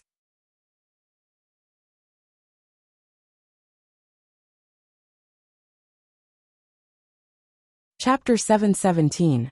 This is already the third day. The alliance leader's tent is filled with joyous songs. The feudal vassals are drunk and dreaming, indulging in the land of beauties. Cheng Jing and Feng Ju sat opposite each other. The two of them each held a black and white chess piece, and were fighting on the chessboard. It was hard to determine the victor. Feng Ju's expression was calm, and his jade-like black eyes drooped slightly. "Didn't you already expect this?" Everyone in the alliance meeting had their own ulterior motives. The Lu father and son and the Su brothers, who were capable of carrying the weight of the alliance, had gone on strike and slacked off, while the latter only knew how to study their reputation and form cliques for personal gain. The alliance was like a group of dragons without a leader. Even though they had formed an alliance and chosen an alliance leader, in the end, they were still not strong enough. If people are of one mind, what's the difference between that and a plate of loose sand? Feng Ju lowered his voice and thought about his next move. This time, it was his turn to make a move. He had to be extremely careful with this step. Otherwise, what awaited him would be Cheng Jing's storm-like attacks. Feng Ju's style of playing chess was to advance step by step. Regardless of whether it was offense or defense, he had to be flawless, which was suitable for long-term battles. The longer he delayed, the better it would be for him. Cheng Jing's style was somewhat similar to Feng Ju's. What was different was that once he found a loophole, the originally gentle breeze and drizzle would turn into a violent storm, extremely aggressive. Feng Ju was steady, while Cheng Jing was seeking danger amidst stability. Cheng Jing said, "What a pity. I thought Lu Shi would fight for the position of alliance leader. If this person is the alliance leader, the situation might be different." Feng Ju was surprised and asked, "Does Yimo have a high opinion of Lu Lanting? Lu Shi alone was able to reverse the decline of so many vassal forces?" Lu Shi studied under Master for 3 years. Master valued him very much. Lu Shi had studied for 3 years, stirred up trouble for 3 years, and constantly made enemies. If he didn't have a strong backer and a good father to support him, he might have gotten into trouble long ago. However, this person was capable of causing trouble, and was not afraid of it. On the surface, he looked calm and composed, but on the inside, he hated evil as if it was his enemy. If he were the alliance leader, he probably wouldn't be able to tolerate those people who indulged in singing and dancing all day long. As for Sube, a glib tongue, good at business, concerned about reputation, but not about facts. With such a person as the alliance leader, in the end, he will only pretend that everything is peaceful. Don't underestimate the fact that the alliance leader's reputation was greater than his actual power. However, he still had some influence on the alliance. With Subei's personality as the alliance leader, he was bound to fail miserably. Cheng Jing could see it clearly, which was why he didn't have high hopes for this alliance meeting. He wasn't the only one. Many people in the alliance could see it too, but they didn't say it out loud. Feng Zhu looked down. That's a pity. Lu Shi obviously wants to stay out of this. He won't get involved in this. As the two of them were talking, the tent flap was lifted, and cold wind poured in through the opening. Huang Song's footsteps were hurried, and his face was still full of anger. Cheng Jing and Feng Zhu looked at each other, and then at Huang Song. The alliance isn't holding a banquet? The banquet was disrupted by Yang Jian. He brought men with him and charged into the tent. What? How could Yang Jian? Feng Zhu was shocked by the news. Why would Yang Jian suddenly bring his men to the alliance's camp? Huang Song took a deep breath. Seeing Feng Zhu's reaction, he knew that he had misunderstood. He hurriedly explained. I haven't finished speaking. Yang Jian only brought a few personal guards with him and charged into the tent. However, he didn't hurt anyone. He only broke everyone's table and caused a scene at the banquet. He called out Subei by name, pointed at his nose and scolded him. The situation just now was spectacular. Those people's faces looked as if they had been splashed with ink. How satisfying. When Feng Zhu and Cheng Jing heard this, they groaned inwardly. Did Yang Jian have a death wish? Yang Jian had already been isolated by the alliance. Now he had caused a scene at the camp and threatened the alliance leader. One could only imagine how much damage Yang Jian's power would suffer. Cheng Jing thought about it, and suddenly felt that something was wrong. He said, My lord, could it be that Yang Jian has left the alliance? Huang Song was gulping down water. When he heard Cheng Jing's words, he instinctively replied. How did Yumo know? The alliance held banquets every day. Cheng Jing and Feng Zhu were extremely disgusted by this and refused to go. They would rather stay in the tent and play chess. Cheng Jing thought to himself as expected. Yang Jian is trying to protect himself. If he doesn't find a chance to leave the alliance, I'm afraid he'll bring disaster upon himself. Although I don't know who advised him to do this, it was indeed a smart move. Without destruction, there can't be construction. If we don't make a big deal out of it, we'll be passive at every turn. Cheng Jing frowned as if deep in thought. All right, when my lord came in from outside the tent just now, why did you look so angry? If Cheng Jing hadn't mentioned this, Huang Song would have almost forgotten. As soon as he mentioned it, the anger that was about to be extinguished reignited. Those bastards in the alliance are really inhumane, Huang Song scolded angrily. At the same time, Jiang Pingji returned to her own camp, reeking of alcohol. She wore a faint smile on her lips and seemed to be in a good mood. She went to the alliance to report to Subei. Subei had already helped her find 15 clients. Including Subei, she had sold 16 recipes for the flashing bricks. This was a huge sum of money. How could Jiang Pingji not be happy? As for how chaotic the alliance was, she didn't care. Li Yin blindly followed behind her, guarding her sides with Dian Yen. My lord, will Chief Yang be all right? Jiang Pingji smiled and said, If Yang Jian hadn't caused a ruckus today, he would be. That day, she brought Li Yin and Dian Yen to the alliance's camp for free food and drinks. Halfway through the meal, Yang Jian and a dozen guards in armor barged into the tent. Without saying a word, they drew their swords and chopped down a few tables. Everyone was in a mess. Yang Jian pointed at everyone's noses and started scolding them. Subei was the one who was scolded the most. To be honest, regarding Yang Jian's scolding, Jiang Pingji believed that someone must be helping him from behind. Otherwise, how could he have scolded them so fluently? Even if he scolded them, Yang Jian's scolding was reasonable. While everyone was angry, they couldn't help but feel guilty. After scolding them to his heart's content, Yang Jian announced that he was withdrawing from the alliance. He was only withdrawing from the alliance, not giving up on protecting the emperor. He was willing to use all his military forces to save the emperor, but he didn't want to be in cahoots with these thugs in the alliance. After saying this, Yang Jian left with his guards, leaving behind a room full of dumbfounded people. Thinking of that scene, Jiang Pingji couldn't help but laugh. It was too funny. Why? Because before Yang Jian ran over to cause a ruckus, someone had already suggested letting Yang Jian's troops take the lead. It was obvious that they wanted to use them as cannon fodder. Once this suggestion was made, it was immediately seconded by many. No one cared about Yang Jian's personal opinion. After a short while, Yang Jian ran to the tent with his guards and caused a ruckus. Then, he left in a carefree manner. The slap in the face came too quickly, like a hurricane passing through. On the other side, when Yang Jian heard the exact news, he was furious but also vaguely afraid.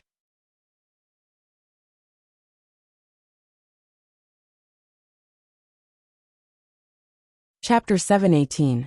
Yang Jian slammed his fist on the table angrily.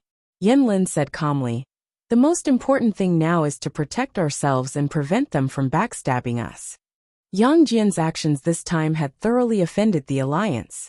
However, he had only withdrawn from the alliance, not the emperor. Those people couldn't do anything to Yang Jian in the open. After some time, the alliance leader Su Bei might come personally. Has my lord thought of a way to deal with him? Yang Tao asked curiously, "What is Su Bei coming here for?" Yin Lin smiled as he explained, "Su Bei is the alliance leader. If he doesn't handle this matter well, then any of the feudal vassals will withdraw from the alliance at will. The alliance will only exist in name, and his authority as the alliance leader will be gone as well. Therefore Su Bei will definitely come." Yang Tao had no idea. He felt that he couldn't think of a good solution, so he just waited for his friend. Yin Lin was already used to it. He said, "If Su Bei comes personally, he will definitely apologize and invite my lord back. With the previous farce, the alliance will not dare to go overboard or be too conspicuous. My lord, you can be more magnanimous and let bygones be bygones." Yang Tao was surprised. Why? He just withdrew from the alliance, and now he's going back. It would be embarrassing to be so fickle. Yang Jian understood. Creating a ruckus at the banquet was not so much to protect themselves, but to express their attitude and make the alliance afraid. If things went too far, with just Yang Jian's 15,000 troops, it would be difficult for them to resist the pressure of the alliance. Rather than having a falling out, it was better to each take a step back and protect each other's reputation and interests. All right, then let's do as Xiaoyang suggested. As expected, 2 hours later, Su Bei came to visit them personally. When Jiang Pingji heard Su Bei swallow his pride and advise Yang Jian, she knew that the highlight of the alliance meeting was about to begin. Yang Jian's ruckus was equivalent to exposing the alliance's fig leaf. They couldn't continue to lie to themselves. They could only brace themselves and discuss official matters. After all, we are the alliance that came to save the emperor. We have to put on a show. Jiang Pingji smiled. Life was finally not boring. Before, no one exposed them, no one took the lead. Everyone lied to themselves and others, slacking off whenever they could. Now that Yang Jian had caused trouble and exposed the fact that they were slacking off, they could only pack their bags and go back to work. On that day, alliance leader Su Bei invited all the powers to discuss important matters. This time it wasn't about eating, drinking, or watching a dance. Some people were indifferent, watching the show while others were rubbing their fists, eager to give it a try.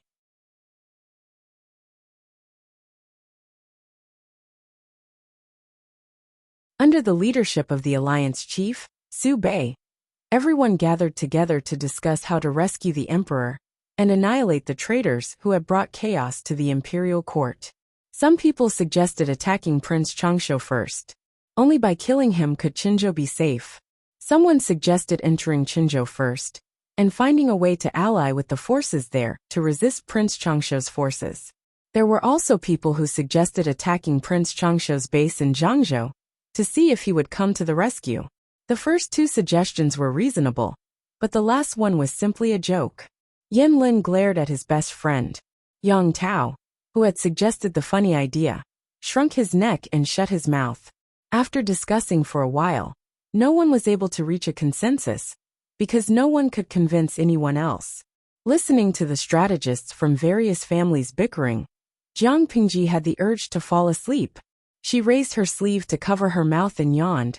She squeezed out 2 drops of tears from the corners of her eyes. Then, as if nothing had happened, she put down her sleeve and continued to daydream. She had the audience in the streaming room. These idle people could chat with her and kill time together. The others didn't have such a thing. How did the others endure such a boring and long meeting? Jiang Pingji was daydreaming when she heard someone mention her name. She subconsciously raised her head to look at the other person. Although she was daydreaming, the audience in the streaming room recorded it for her. The bullet screen was filled with handwritten subtitles typed by the audience. Rose Legend. Streamer, Master Yuanjing said that you studied at Langyi Academy, and that Master Yuanjing valued you. He felt that we should work together. So he asked if you had any good suggestions. Damn, why did this fellow suddenly drag the streamer into this? She was calm and composed, without any flaws. No one noticed that she was daydreaming. I can't say that it's a brilliant idea, but I do have some suggestions. Jiang Pingji named a few feudal lords and pointed out their strengths and weaknesses in a concise manner. Finally, she said, the alliance has a large number of soldiers and generals. They're independent. If we force them to merge, even with the alliance's command, I'm afraid they won't be as flexible as normal armies. So in my opinion, I suggest that we split our forces. One group will reinforce Qinzhou. One group will contain Prince Changshuo's forces. Another group will provide support from the side. And then another group will take a detour and attack Prince Changshuo's rear. Because of the lack of cooperation between the 23 forces, they couldn't unleash the combat power of 400,000 soldiers and horses. Since that was the case, it was better to split their forces, display their flexibility, and play to their strengths and avoid their weaknesses.